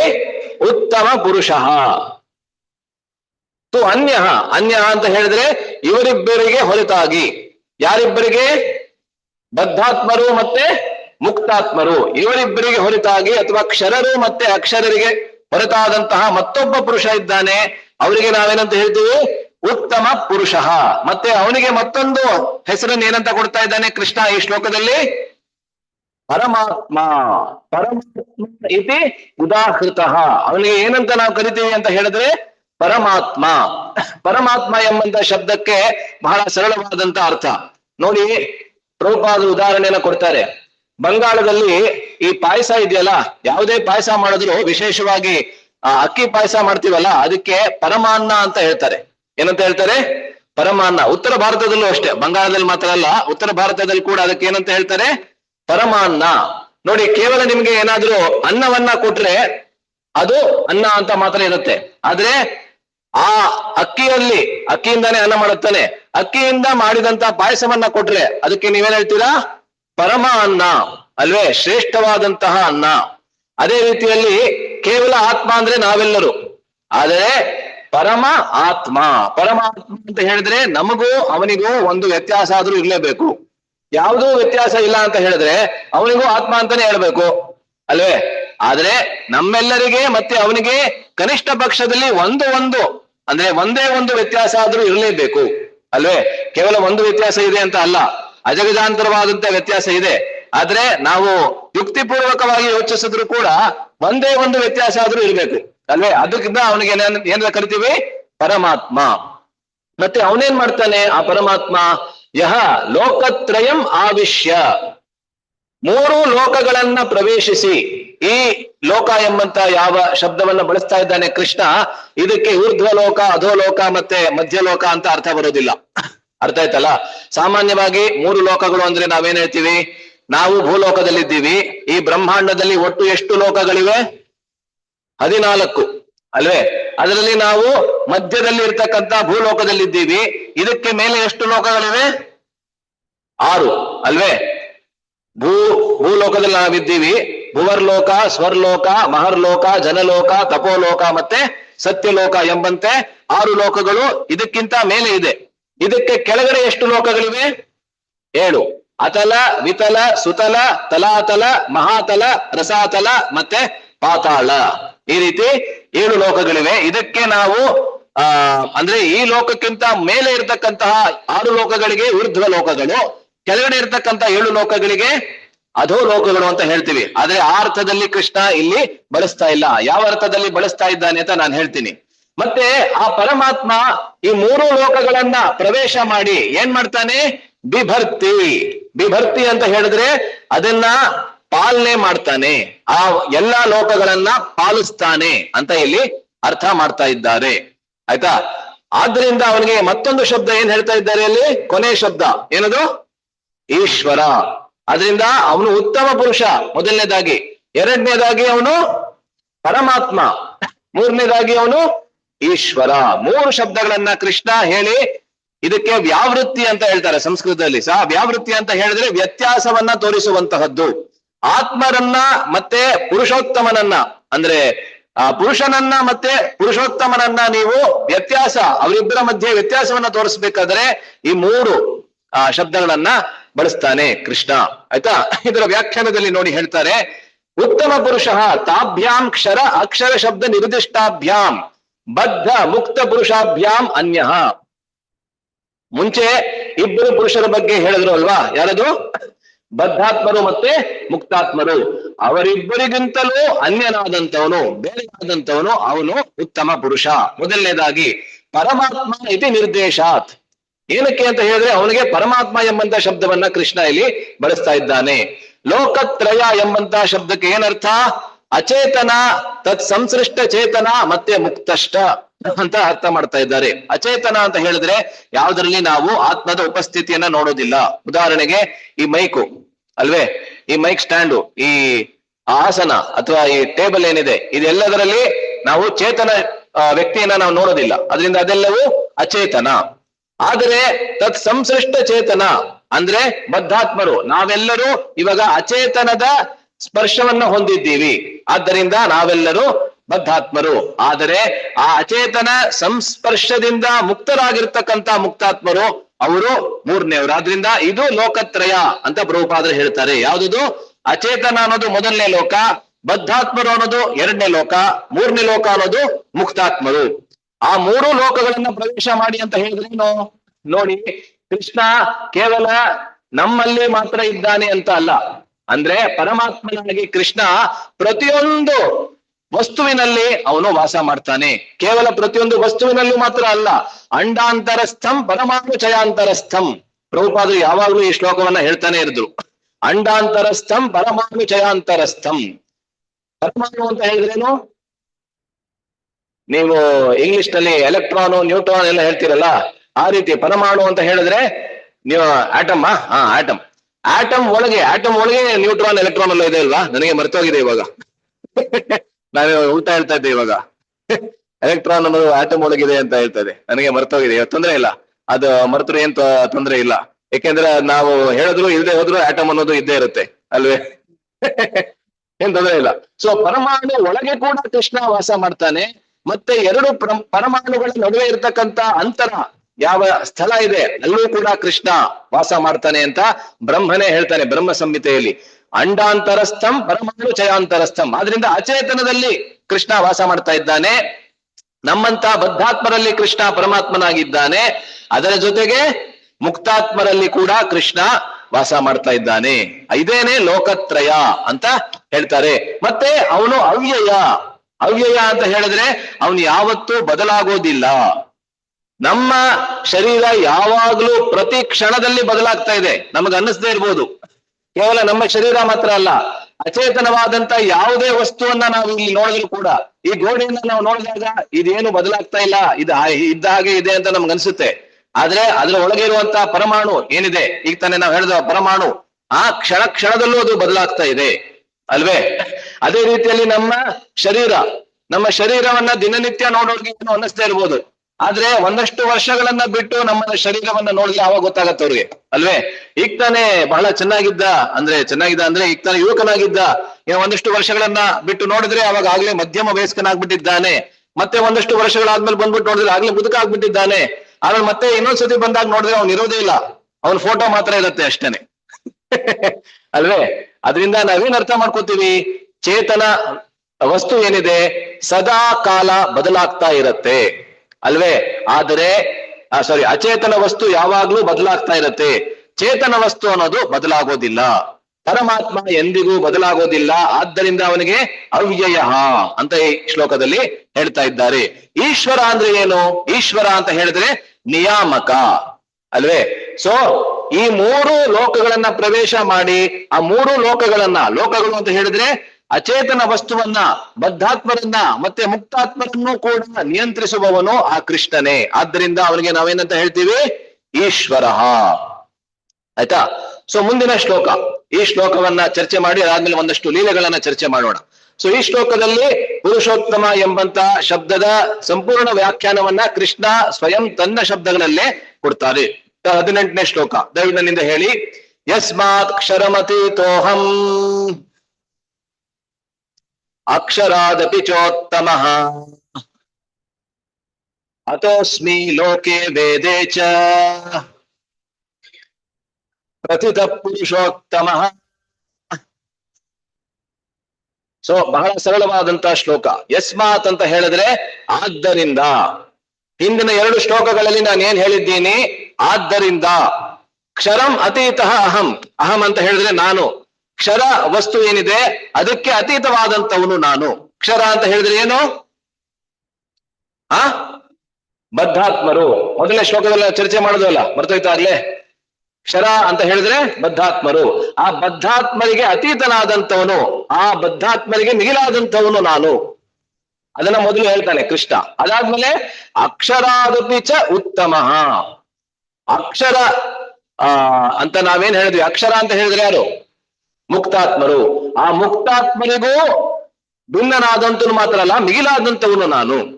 ಕೇವಲ ಭಿನ್ನನಾದಂಥವನು ಅಲ್ಲ, ಮಿಗಿಲಾದಂಥವನು ನಾನು. ಅದರಿಂದ ನಾನು ಕ್ಷರರಿಗೆ ಅಂತ ಹೇಳಿದ್ರೆ ಬದ್ಧಾತ್ಮರಿಗೆ ಮಿಗಿಲಾದಂಥವನು, ಮತ್ತೆ ಮುಕ್ತಾತ್ಮರಿಗೆ ಕೂಡ ಅಥವಾ ಅಕ್ಷರರಿಗೆ ಕೂಡ ಮಿಗಿಲಾದಂಥವನು. ಉತ್ತಮ ಅಂತ ಹೇಳಿದ್ರೆ ಶ್ರೇಷ್ಠನಾದಂಥವನು. ಆದ್ದರಿಂದಲೇ ಲೋಕೆ ವೇದೇಚ, ಲೋಕದಲ್ಲಿ ಮತ್ತೆ ವೇದದಲ್ಲಿ ಕೂಡ ನನಗೆ ಏನಂತ ಹೆಸರು ಬರ್ತದೆ? ಪುರುಷೋತ್ತಮ. ಅರ್ಥ ಆಯ್ತಲ್ಲ? ಸೊ ಮೊದಲನೇ ನಾವು ಪ್ರಶ್ನೆ ಏನಂತ ನಾವು ಇದ್ದಿದ್ದು, ನಮ್ಮ ಪ್ರಶ್ನೆ ಏನಿದ್ದಿದ್ದು? ಪುರುಷೋತ್ತಮ ಯಾರು ಅಂತಾನೆ ಅರ್ಥ ಮಾಡ್ಕೊಳ್ಳೋದಕ್ಕೆ ನಾವು ಆರಂಭದಲ್ಲಿ ಶುರು ಮಾಡಿದ್ವಿ ಚರ್ಚೆಯನ್ನ. ಆದ್ರೆ ಪುರುಷೋತ್ತಮ ಯಾರು ಅಂತ ಅರ್ಥ ಮಾಡ್ಕೋಬೇಕಂದ್ರೆ ಮೊದಲು ಪುರುಷ ಯಾರು ಅಂತ ಅರ್ಥ ಮಾಡ್ಕೋಬೇಕು. ಆ ಪುರುಷ ಯಾರು ಅಂತ ಕೃಷ್ಣನೇ ಹೇಳ್ತಾನೆ. 2 ತರಹದ ಪುರುಷರು. ಯಾರದು? ಬದ್ಧಾತ್ಮರು ಮತ್ತೆ ಮುಕ್ತಾತ್ಮರು. ಅವರಿಬ್ಬರಿಗೂ ಶ್ರೇಷ್ಠನಾದಂತವನು ನಾನು. ಆದ್ದರಿಂದ ಲೋಕದಲ್ಲಿ ಮತ್ತೆ ವೇದದಲ್ಲಿ ನನಗೆ ಪುರುಷೋತ್ತಮ ಅಂತ ಹೆಸರು ಬಂದಿದೆ. ಇದರ ತಾತ್ಪರ್ಯದಲ್ಲಿ ನೋಡಿ, ಲೋಕೆ ಎಂಬಂತ ಶಬ್ದ ಏನಿದೆ ಅದಕ್ಕೆ ವಿಶೇಷವಾದಂತ ಅರ್ಥವನ್ನ ಕೊಡ್ತಾರೆ. ಲೋಕ ಅಂತ ಹೇಳಿದ್ರೆ ಈ ಲೋಕ ಅಂತ ಅಲ್ಲ, ಆದ್ರೆ ಲೋಕ ಅಂತ ಹೇಳಿದ್ರೆ ನೋಡಿ ಅಲ್ಲಿ ಹೇಳ್ತಾರೆ ಸ್ಮೃತಿ ಗ್ರಂಥಗಳು. ನೋಡಿ ಇದನ್ನ ನಾನು ಹೇಳ್ತೀನಿ 2 ನಿಮಿಷ, ದಯವಿಟ್ಟು ಇದನ್ನ ಚೆನ್ನಾಗಿ ಕೇಳಿ. ನಮ್ಮ ಎಲ್ಲಾ ಶಾಸ್ತ್ರಗಳೇನಿದೆ ಅದನ್ನ 2 ವಿಭಾಗದಲ್ಲಿ ನಾವು ವಿಂಗಡಿಸ್ತೀವಿ. ಯಾವ್ದದು? ಶ್ರುತಿ ಮತ್ತೆ ಸ್ಮೃತಿ. ಇದನ್ನ ಎಷ್ಟು ಜನ ಕೇಳಿದ್ದೀರಾ ಮುಂಚೆ? ಶ್ರುತಿ ಗ್ರಂಥಗಳು ಮತ್ತೆ ಸ್ಮೃತಿ ಗ್ರಂಥಗಳು ಎಷ್ಟೊಂದು ಜನ ಕೇಳಿಲ್ಲ, ಆದ್ರಿಂದ ನಾನು ಹೇಳ್ತೀನಿ. ಶ್ರುತಿ ಗ್ರಂಥಗಳು ಅಂತ ಹೇಳಿದ್ರೆ 4 ಮೂಲ ವೇದಗಳೇನಿದೆಯಲ್ಲ, ಯಾವ್ದದ್ದು 4 ಮೂಲ ವೇದಗಳು? ಅದಕ್ಕೆ ಹೆಸರೇನು? ಮೊದಲನೇದು ಋಗ್ವೇದ, ಎರಡನೇದು ಯಜುರ್ವೇದ, ಮೂರನೇದು ಸಾಮವೇದ, ಮತ್ತೆ 4ನೇದು ಅಥರ್ವಣ ವೇದ. ಈ 4 ವೇದಗಳಿಗೆ ನಾವೇನಂತ ಹೇಳ್ತೀವಿ? ಶ್ರುತಿ ಗ್ರಂಥಗಳು ಅಥವಾ ಶ್ರುತಿ ಪ್ರಮಾಣ ಅಂತ ಹೇಳ್ತೀವಿ. ಏನಕ್ಕೆ ಶ್ರುತಿ ಅಂತ ಹೇಳ್ತೀವಿ? ಶ್ರುತಿ ಅಂತ ಹೇಳಿದ್ರೇನು? ಕೇಳುವುದು ಅಂತ ಅರ್ಥ ಅಲ್ವೇ? ಹಿಂದಿನ ಸಮಯದಲ್ಲಿ ಯಾವಾಗ ವೈದಿಕ ಪರಂಪರೆ ಇನ್ನು ನಡೀತಾ ಇತ್ತು, ಆವಾಗ ಎಲ್ಲಾ ಶ್ರುತಿ ಪ್ರಮಾಣಗಳನ್ನ ಅಂದ್ರೆ 4 ವೇದಗಳನ್ನ ಗುರುಗಳು ಶಿಷ್ಯರಿಗೆ ಹೇಗೆ ಹೇಳ್ಕೊಡ್ತಾ ಇದ್ರು? ಕೇವಲ ವರ್ಬಲ್ ಅಂತ ಹೇಳ್ತೀವಲ್ಲ, ಅಂದ್ರೆ ಉಚ್ಚಾರಣೆಯಿಂದ ಅದನ್ನ ಹೇಳ್ಕೊಡ್ತಾ ಇದ್ರು. ಮತ್ತೆ ಶಿಷ್ಯರಿಗೆ ಎಂತ ಸಾಮರ್ಥ್ಯ ಇತ್ತು ಅಂತ ಹೇಳಿದ್ರೆ, ಕೇವಲ ಒಂದೇ ಒಂದು ಬಾರಿ ಅದನ್ನ ಕೇಳಿದ್ರೆ ಮರಣ ಪರ್ಯಂತ ಅಂದ್ರೆ ಸಾಯುವವರೆಗೆ ಅದನ್ನ ನೆನಪಿನಲ್ಲಿ ಇಟ್ಕೊಳ್ಳುವಂತಹ ಸಾಮರ್ಥ್ಯ, ಆ ರೀತಿಯಾದಂತಹ ಕ್ಷಮತೆ ಅವರಲ್ಲಿ ಇತ್ತು. ಆದ್ರೆ ಇವತ್ತು ಆ ರೀತಿಯಾದಂತಹ ಸಾಮರ್ಥ್ಯ ಇಲ್ಲ ಯಾರಿಗೆ ಕೂಡ. ಇವಾಗ ಇನ್ನೂ 1 ನಿಮಿಷ ಹಿಂದೆ ಏನ್ ಹೇಳಿತ್ತು ಅಂದ್ರೆ ಅದು ಕೂಡ ಮರ್ತೋಗುತ್ತೆ ನಮ್ಗೆ ಅಲ್ವೇ? ಆದ್ರಿಂದ ಆ ಸಮಯದಲ್ಲಿ ಎಲ್ಲವನ್ನ ಶ್ರುತಿ ಅಂದ್ರೆ ಕೇಳೋದ್ರ ಮೂಲಕ ಪಾಠ ಆಗ್ತಾ ಇದ್ದಿದ್ರಿಂದ ಆ 4 ವೇದಗಳಿಗೆ ಶ್ರುತಿ ಪ್ರಮಾಣ ಅಂತ ನಾವು ಹೇಳ್ತೀವಿ. ಮತ್ತೆ ಮತ್ತೊಂದು ಸ್ಮೃತಿ ಗ್ರಂಥಗಳು ಅಂತ ಕೂಡ ಇವೆ. ಈ 4 ವೇದಗಳನ್ನ ಬಿಟ್ಟು ಪ್ರಾಯ ಬೇರೆ ಎಲ್ಲಾ ಗ್ರಂಥಗಳು ಏನಿದೆ ನಮ್ಮಲ್ಲಿ, ಆ ಎಲ್ಲಾ ಗ್ರಂಥಗಳಿಗೆ ನಾವೆಂತ ಹೇಳ್ತೀವಿ? ಸ್ಮೃತಿ. ಸ್ಮೃತಿ ಅಂತ ಹೇಳಿದ್ರೇನು? ನೆನಪಿನಲ್ಲಿ ಇಟ್ಕೊಳ್ಳೋದು ಅಂತ ಅರ್ಥ ಅಲ್ವೇ? ಸ್ಮೃತಿ ಅಂತ ಕನ್ನಡದಲ್ಲಿ ಕೂಡ ನಾವು ಉಪಯೋಗಿಸ್ತೀವಿ. ಅಂದ್ರೆ ಆ 4 ವೇದಗಳನ್ನ ನೆನಪಿನಲ್ಲಿ ಇಟ್ಕೊಂಡು ಬೇರೆ ಎಲ್ಲಾ ಗ್ರಂಥಗಳನ್ನ ಆ 4 ವೇದಗಳ ಆಧಾರದ ಮೇಲೆ ಏನ್ ಬರೆದಿದ್ದಾರೆ ಅದಕ್ಕೆ ನಾವೇನಂತ ಕರಿತೀವಿ? ಸ್ಮೃತಿ ಗ್ರಂಥಗಳು. ಉದಾಹರಣೆಗೆ ನಮ್ಮ ಭಗವದ್ಗೀತೆ ಕೂಡ ಒಂದು ಸ್ಮೃತಿ ಗ್ರಂಥ. ಭಗವದ್ಗೀತೆ ಯಾವುದರ ಒಂದು ಭಾಗ? ಮಹಾಭಾರತದ ಭಾಗ. ಆ ಮಹಾಭಾರತವನ್ನ ವ್ಯಾಸರು ಈ 4 ವೇದಗಳನ್ನ ಆಧಾರವಾಗಿ ಇಟ್ಕೊಂಡು ಅದನ್ನ ಬರೆದಿದ್ದಾರೆ. ಅದಕ್ಕೆ ಅದನ್ನ ನಾವೇನಂತ ಕರಿತೀವಿ? ಸ್ಮೃತಿ ಗ್ರಂಥ. ಈ ರೀತಿಯಲ್ಲಿ ಎಲ್ಲಾ ಗ್ರಂಥಗಳು ಕೂಡ ಸ್ಮೃತಿ ಗ್ರಂಥ. ಆದ್ರಿಂದ ಈ ಲೋಕೆ ವೇದೇಚ, ನಾನು ಲೋಕದಲ್ಲಿ ಮತ್ತೆ ವೇದದಲ್ಲಿ ಕೂಡ ಪುರುಷೋತ್ತಮನಾಗಿ ಕರೆಯಲ್ಪಡುತ್ತೇನೆ ಅಂತ ಕೃಷ್ಣ ಹೇಳ್ತಾನೆ. ಅದಕ್ಕೇನರ್ಥ? ಈ ಶ್ರುತಿ ಗ್ರಂಥಗಳಲ್ಲಿ, ವೇದೆ ಅಂತ ಹೇಳಿದ್ರೆ ಶ್ರುತಿ ಗ್ರಂಥಗಳಲ್ಲಿ ಕೂಡ ನಾನು ಪುರುಷೋತ್ತಮನಾಗಿ ಕರೆಯಲ್ಪಡ್ತೇನೆ, ಮತ್ತೆ ಸ್ಮೃತಿ ಗ್ರಂಥಗಳಲ್ಲಿ ಕೂಡ. ಉದಾಹರಣೆಗೆ ಭಗವದ್ಗೀತೆಯಲ್ಲಿ, ಶ್ರೀಮದ್ ಭಾಗವತದಲ್ಲಿ, ವಿಷ್ಣು ಪುರಾಣದಲ್ಲಿ, ಈ ಎಲ್ಲಾ ಗ್ರಂಥಗಳಲ್ಲಿ ಕೂಡ ನನಗೆ ಏನಂತ ಹೆಸರು ಬಂದಿದೆ? ಪುರುಷೋತ್ತಮ. ಅದರಿಂದ ಲೋಕದಲ್ಲಿ ಮತ್ತೆ ವೇದದಲ್ಲಿ ಅಂತ ಹೇಳಿದ್ರೆ ಶ್ರುತಿ ಗ್ರಂಥಗಳಲ್ಲಿ ಮತ್ತೆ ಸ್ಮೃತಿ ಗ್ರಂಥಗಳಲ್ಲಿ ಕೂಡ ನನಗೆ ಪುರುಷೋತ್ತಮ ಅಂತ ಹೆಸರು ಬಂದಿದೆ. ಆಯ್ತಾ? ಸೊ ಮುಂದಿನ ಶ್ಲೋಕ ಇದು ಕೇವಲ 2 ನಿಮಿಷ ಚರ್ಚೆ ಮಾಡಿ ಅದಾದ್ಮೇಲೆ ಒಂದಷ್ಟು ಲೀಲೆಗಳನ್ನ ಚರ್ಚೆ ಮಾಡೋಣ. ಈ 19ನೇ ಶ್ಲೋಕದಲ್ಲಿ ಕೃಷ್ಣ ನನ್ನನ್ನ ಪುರುಷೋತ್ತಮನಾಗಿ ಯಾರು ಆರಾಧಿಸ್ತಾರೆ, ಯಾರು ಪೂಜೆ ಮಾಡ್ತಾರೆ, ಅವ್ರಿಗೆ ಯಾವ ಪ್ರತಿಫಲ ಸಿಗತ್ತೆ? ಫಲಶ್ರುತಿಯ ತರ ಅಲ್ವಾ? ಫಲಶ್ರುತಿಯ ತರಹ ಈ ಶ್ಲೋಕದಲ್ಲಿ ಹೇಳ್ತಾನೆ. ದಯವಿಟ್ಟು ನನಗೆ ಈ ಶ್ಲೋಕವನ್ನ ಹೇಳಿ. ಯೋ ಮಾಮೇವಂ ಅಸಮ್ಮೂಢೋ ಜಾನಾತಿ ಪುರುಷೋತ್ತಮಂ ಸ ಸರ್ವವಿದ್ ಭಜತಿ ಮಾಂ ಸರ್ವಭಾವೇನ ಭಾರತ. ಅಸಮ್ಮೂಢ, ಯಾರಲ್ಲಿ ಮೂಢತೆ ಅನ್ನೋದು ಇಲ್ಲ, ಅಂಥ ವ್ಯಕ್ತಿ ನನ್ನನ್ನ ಈ ರೀತಿಯಲ್ಲಿ ಪುರುಷೋತ್ತಮನಾಗಿ ಯಾರು ಆರಾಧಿಸುತ್ತಾನೋ. ಜಾನಾತಿ ಪುರುಷೋತ್ತಮ, ಮೊದಲನೇದಾಗಿ ತಿಳ್ಕೊಳ್ಬೇಕು. ಜಾನಾತಿ ಅಂತ ಹೇಳಿದ್ರೆ ತಿಳಿದುಕೊಂಡು ನನ್ನನ್ನ ಯಾರು ಆರಾಧಿಸ್ತಾನೆ ಅವನು ಸರ್ವವಿತ್. ಸರ್ವವಿತ್ ಅಂತ ಹೇಳಿದ್ರೆ ಎಲ್ಲಾ ವಿಷಯಗಳನ್ನ ತಿಳಿದಿರ್ತಾನೆ. ಅಂದ್ರೇನು? ನಾವು ಕೇವಲ ಕೃಷ್ಣ ಪುರುಷೋತ್ತಮ ಅಂತ ಅರ್ಥ ಮಾಡ್ಕೊಂಡು ಅದರ ಸಂಪೂರ್ಣವಾದಂತಹ ಸಾಕ್ಷಾತ್ಕಾರ ನಮ್ಗೆ ಆದ್ರೆ ಎಲ್ಲಾ ವಿಷಯಗಳನ್ನು ತಿಳಿದಂತೆ ಅಂತ ಕೃಷ್ಣ ಹೇಳ್ತಾನೆ. ಸರ್ವವಿತ್, ವಿತ್ ಅಂತ ಹೇಳಿದ್ರೆ ತಿಳಿದಿರುವವನು ಅಲ್ವೇ? ಅದರಿಂದ ಸರ್ವವಿತ್ ಮಾಂ ಭಜತಿ, ಅದಾದ್ಮೇಲೆ ಏನ್ ಮಾಡ್ತಾನೆ? ನನ್ನನ್ನ ಆ ಸಂಪೂರ್ಣವಾದಂತಹ ಜ್ಞಾನದಿಂದ ಭಜಿಸ್ತಾನೆ, ನನ್ನನ್ನ ಪೂಜೆ ಮಾಡ್ತಾನೆ, ನನ್ನನ್ನ ಆರಾಧಿಸ್ತಾನೆ. ಸರ್ವಭಾವೇನ, ಎಲ್ಲಾ ರೀತಿಯಾದಂತಹ ಭಾವನೆಗಳಿಂದ ನನ್ನನ್ನ ಪುರುಷೋತ್ತಮನಾಗಿ ಅವನು ಆರಾಧನೆ ಮಾಡ್ತಾನೆ ಅಂತ ಅರ್ಜುನನಿಗೆ ಭಾರತ ಅಂತ ಹೇಳಿ ಭರತ ವಂಶದಲ್ಲಿ ಬಂದಂತಹ ಅರ್ಜುನನನ್ನ ಸಂಬೋಧಿಸಿ ಕೃಷ್ಣ ಹೇಳ್ತಾ ಇದ್ದಾನೆ ಅಲ್ವೇ? ಸೊ ನೋಡಿ, ಕೇವಲ 4 ಶ್ಲೋಕಗಳಲ್ಲಿ ಕೃಷ್ಣ ಈ ಸಂಪೂರ್ಣ ಅಧ್ಯಾಯದ, ಯಾಕೆಂದ್ರೆ ಅಧ್ಯಾಯದಲ್ಲೂ ಅನೇಕ ಶ್ಲೋಕಗಳೇನಿಲ್ಲ, ಕೇವಲ ಎಷ್ಟು ಶ್ಲೋಕಗಳಿವೆ? 20 ಶ್ಲೋಕಗಳಷ್ಟೇ ಇರೋದು 15ನೇ ಅಧ್ಯಾಯದಲ್ಲಿ. ಎಲ್ಲದಕ್ಕಿಂತ ಲಘು ಅಧ್ಯಾಯ. 12ನೇ ಅಧ್ಯಾಯ 15ನೇ ಅಧ್ಯಾಯ 2 ಅಧ್ಯಾಯಗಳು ಭಗವದ್ಗೀತೆಯಲ್ಲಿ ಬಹಳ ಚಿಕ್ಕದಾದಂತ ಅಧ್ಯಾಯಗಳು, ಆದ್ರೆ 2 ಬಹಳ ಮುಖ್ಯವಾದಂತ ಅಧ್ಯಾಯಗಳು ಅಲ್ವೇ. ಭಗವದ್ಗೀತೆಯ ಸಾರವೇ 2 ಅಧ್ಯಾಯಗಳಲ್ಲಿ ಇದೆ ಅಂದ್ರೆ ಏನು ಅತಿಶಯೋಕ್ತಿ ಇಲ್ಲ. ಯಾಕೆಂದ್ರೆ 12ನೇ ಅಧ್ಯಾಯ ಯಾವ ಅಧ್ಯಾಯ? ಭಕ್ತಿ ಯೋಗ ಅಲ್ವೇ. ಸಮಸ್ತವಾಗಿರ್ತಕ್ಕಂಥ ಭಗವದ್ಗೀತೆಯ ಸಾರ ಸರ್ವಸ್ವವೇ ಭಕ್ತಿ ಯೋಗ. ಅದನ್ನ ಕೇವಲ 20 ಶ್ಲೋಕಗಳಲ್ಲಿ 12ನೇ ಅಧ್ಯಾಯದಲ್ಲಿ ಕೃಷ್ಣ ಹೇಳಿದ್ದಾನೆ. ಮತ್ತೆ ಪುರುಷೋತ್ತಮ ಯೋಗ ಅಂತ ಹೇಳಿದ್ರೆ ಆ ಕೃಷ್ಣನನ್ನ ಪುರುಷೋತ್ತಮನಾಗಿ ಹೇಗೆ ಭಜಿಸಬೇಕು, ಹೇಗೆ ಆರಾಧನೆ ಮಾಡಬೇಕು ಅನ್ನೋದನ್ನು ಕೂಡ ಕೇವಲ 20 ಶ್ಲೋಕಗಳಲ್ಲಿ ಹೇಳಿದ್ದಾನೆ 15ನೇ ಅಧ್ಯಾಯದಲ್ಲಿ. ಆ 20 ಶ್ಲೋಕಗಳಲ್ಲಿ ಕೂಡ ಸಾರ ಸರ್ವಸ್ವವಾಗಿ ಈ 4 ಶ್ಲೋಕಗಳಲ್ಲಿ ಕೃಷ್ಣ ಬಹಳ ಸೂಕ್ಷ್ಮವಾಗಿ ತನ್ನ ಆರಾಧನೆಯನ್ನ ಹೇಗೆ ಪುರುಷೋತ್ತಮನಾಗಿ ಮಾಡಬೇಕು ಅನ್ನೋದನ್ನ ಹೇಳ್ತಾ ಇದ್ದಾನೆ ಅಲ್ವೇ. ಇವಾಗ ನೋಡಿ, ನಾವೇನನ್ನ ಇವಾಗ ಚರ್ಚೆ ಮಾಡಿದ್ವಿ 4 ಶ್ಲೋಕಗಳಲ್ಲಿ, ಅದರ ಸಾರವನ್ನ ಈ 4 ಸ್ಲೈಡ್ ನಲ್ಲಿ ಇವಾಗ ನಾವು ನೋಡ್ತೀವಿ ಆಯ್ತಾ. ಸೊ ಮೊದಲನೇದಾಗಿ ಪುರುಷ ಅಂತ ಹೇಳಿದ್ರೇನು? ಪ್ರಕೃತಿಗಿಂತ ಭಿನ್ನನಾದವನು. ಅದಾದ್ಮೇಲೆ ಉತ್ಪುರುಷ. ನೋಡಿ ಸಂಸ್ಕೃತದಲ್ಲಿ ನೀವು ಇಂಗ್ಲಿಷ್ ನಲ್ಲಿ ನಾವು ನೋಡ್ತೀವಿ ಅಲ್ವಾ. ಇವಾಗ ಯಾರಾದ್ರೂ ಎತ್ತರಕ್ಕಿದ್ದಾನೆ ಅಂತ ಹೇಳಿದ್ರೆ ಅವನಿಗೆ ನಾವೇನ್ ಹೇಳ್ತೀವಿ? ಟಾಲ್ ಅಂತ ಹೇಳ್ತೀವಿ. ಅವನಿಗಿಂತ ಮತ್ತೊಬ್ಬ ಎತ್ತರಕ್ಕಿದ್ದಾನೆ ಅಂತ ಹೇಳಿದ್ರೆ ಅವನಿಗೆ ನಾವೇನ್ ಹೇಳ್ತೀವಿ? ಟಾಲರ್. ಅದಕ್ಕೆ ಕಂಪ್ಯಾರಿಟಿವ್ ಡಿಗ್ರಿ ಅಂತ ಹೇಳ್ತೀವಲ್ವಾ ಇಂಗ್ಲಿಷ್ ನಲ್ಲಿ. ಮತ್ತೆ ಎಲ್ಲದಕ್ಕಿಂತ ಎತ್ತರ ಇದ್ದಾನೊಬ್ಬ, 8 ಫೀಟ್ ಅಡಿ ಎತ್ತರ ಇದ್ದಾನೆ. 8 ಫೀಟ್ ನಿಜವಾಗ್ಲೂ ಇದ್ದ ಒಬ್ಬ. ಅವನಿಗೆ ಎಲ್ಲಾ ರೀತಿಯಾದಂತಹ ಅವನು ಸ್ವಾಭಾವಿಕವಾಗಿ ಬೆಳಿಲಿಲ್ಲ, ಯಾವುದೋ ಹಾರ್ಮೋನ್ ಡೆಫಿಷಿಯನ್ಸಿಯಿಂದ ಅವನು ಬೆಳೆದ 8 ಅಡಿ ಎತ್ತರ. ಆದ್ರೆ ಎಲ್ಲದಕ್ಕಿಂತ ಎತ್ತರ, ಇತಿಹಾಸದಲ್ಲಿ 8 ಅಡಿ ಎತ್ತರಕ್ಕಿಂತ ಯಾವುದೇ ಪುರುಷ ಇರ್ಲಿಲ್ಲ ಅಂತ ನಾವು ಈ ಕಲಿಯುಗದಲ್ಲಾದ್ರೂ ನಾವು ಅಂದ್ಕೋತೀವಿ ಅಲ್ವೇ. ಅದರಿಂದ ಏನಂತೀವಿ ನಾವು? ಟಾಲೆಸ್ಟ್ ಅಲ್ವೇ. ಅದು ಸೂಪರ್ಲೇಟಿವ್ ಡಿಗ್ರಿ. ಅದೇ ರೀತಿಯಲ್ಲಿ ಇವಾಗ ಈ ಪುರುಷೋತ್ತಮ ಎಂಬಂತ ಶಬ್ದವನ್ನ ನಾವು ಅರ್ಥ ಮಾಡ್ಕೊಳ್ಳೋಣ. ಸೊ ಪುರುಷ ಅಂದ್ರೆ ಯಾರು? ಪ್ರಕೃತಿಗಿಂತ ಭಿನ್ನನಾದಂತವನು. ನೆಕ್ಸ್ಟ್ ಉತ್ಪುರುಷ ಅಂತ ಹೇಳಿದ್ರೆ ಸೂಪರ್ಲೇಟಿವ್ ಡಿಗ್ರಿ ಆಯ್ತಾ. ಉತ್ಪುರುಷ ಅಂತ ಹೇಳಿದ್ರೆ ಬದ್ಧಾತ್ಮರಿಗಿಂತ ಭಿನ್ನನಾದಂತವನು ಅಥವಾ ಶ್ರೇಷ್ಠನಾದಂತವನು. ಇನ್ನೂ ಒಳ್ಳೆ ಶಬ್ದ. ಸೊ ಉತ್ಪುರುಷ ಅಂತ ಹೇಳಿದ್ರೆ ಬದ್ಧಾತ್ಮರಿಗಿಂತಲೂ ಶ್ರೇಷ್ಠನಾದಂತವನು. ಮತ್ತೆ ಉತ್ತರ ಪುರುಷ ಅಂತ ಹೇಳಿದ್ರೆ ಯಾರು? ಮುಕ್ತಾತ್ಮರಿಗಿಂತಲೂ ಭಿನ್ನನಾದಂತವನು ಅಥವಾ ಶ್ರೇಷ್ಠನಾದಂತವನು. ಕೊನೆಗೆ ಉತ್ತಮ ಪುರುಷ. ಇನ್ನು ಉಳ್ಕೊಳ್ತಲ್ವಾ, ಇವಾಗ ಎಲ್ಲ ಆಗೋಯ್ತಲ್ಲ, ಬದ್ಧಾತ್ಮರು ಆಗೋಯ್ತು, ಮುಕ್ತಾತ್ಮರು ಆಗೋಯ್ತು, ಮತ್ತೆ ಬೇರೆ ಇದ್ದಾರೆ ಅಂತ ನಾವು ಅಂದ್ಕೊತಾ ಇದ್ದೀವಿ. ಆದ್ರೆ ಮತ್ತೊಂದು ವರ್ಗ ಕೂಡ ಇದೆ. ನಾನು ಆರಂಭದಲ್ಲಿ ಹೇಳಿದ್ದೆ ಅಲ್ವಾ, ಆ ಮುಕ್ತಾತ್ಮರನ್ನ 2 ವರ್ಗಗಳಾಗಿ ಆಮೇಲೆ ವಿಭಾಗ ಮಾಡ್ತಾನೆ ಕೃಷ್ಣ ಅಂತ. ಅದು ಯಾರು ಅಂತ ಹೇಳಿದ್ರೆ ನಿತ್ಯಾತ್ಮರು.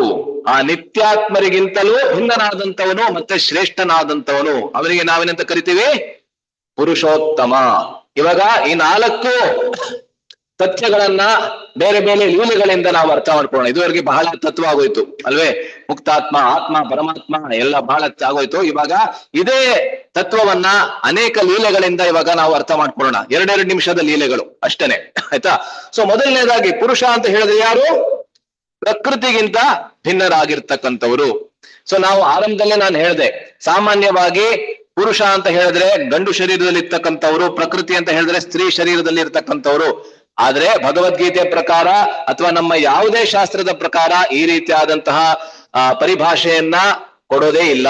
ಪುರುಷ ಅಂತ ಹೇಳಿದ್ರೆ ಯಾರು ಭೋಕ್ತೃತ್ವ ಎಂಬಂತಹ ಒಂದು ಇಚ್ಛೆಯನ್ನ ಹೊಂದಿರ್ತಾರೆ, ನಾನು ಭೋಗ ಮಾಡಬೇಕು ಅಂತ ಇಚ್ಛೆ ಹೊಂದಿರ್ತಾರೆ, ಅವರು ಪುರುಷ.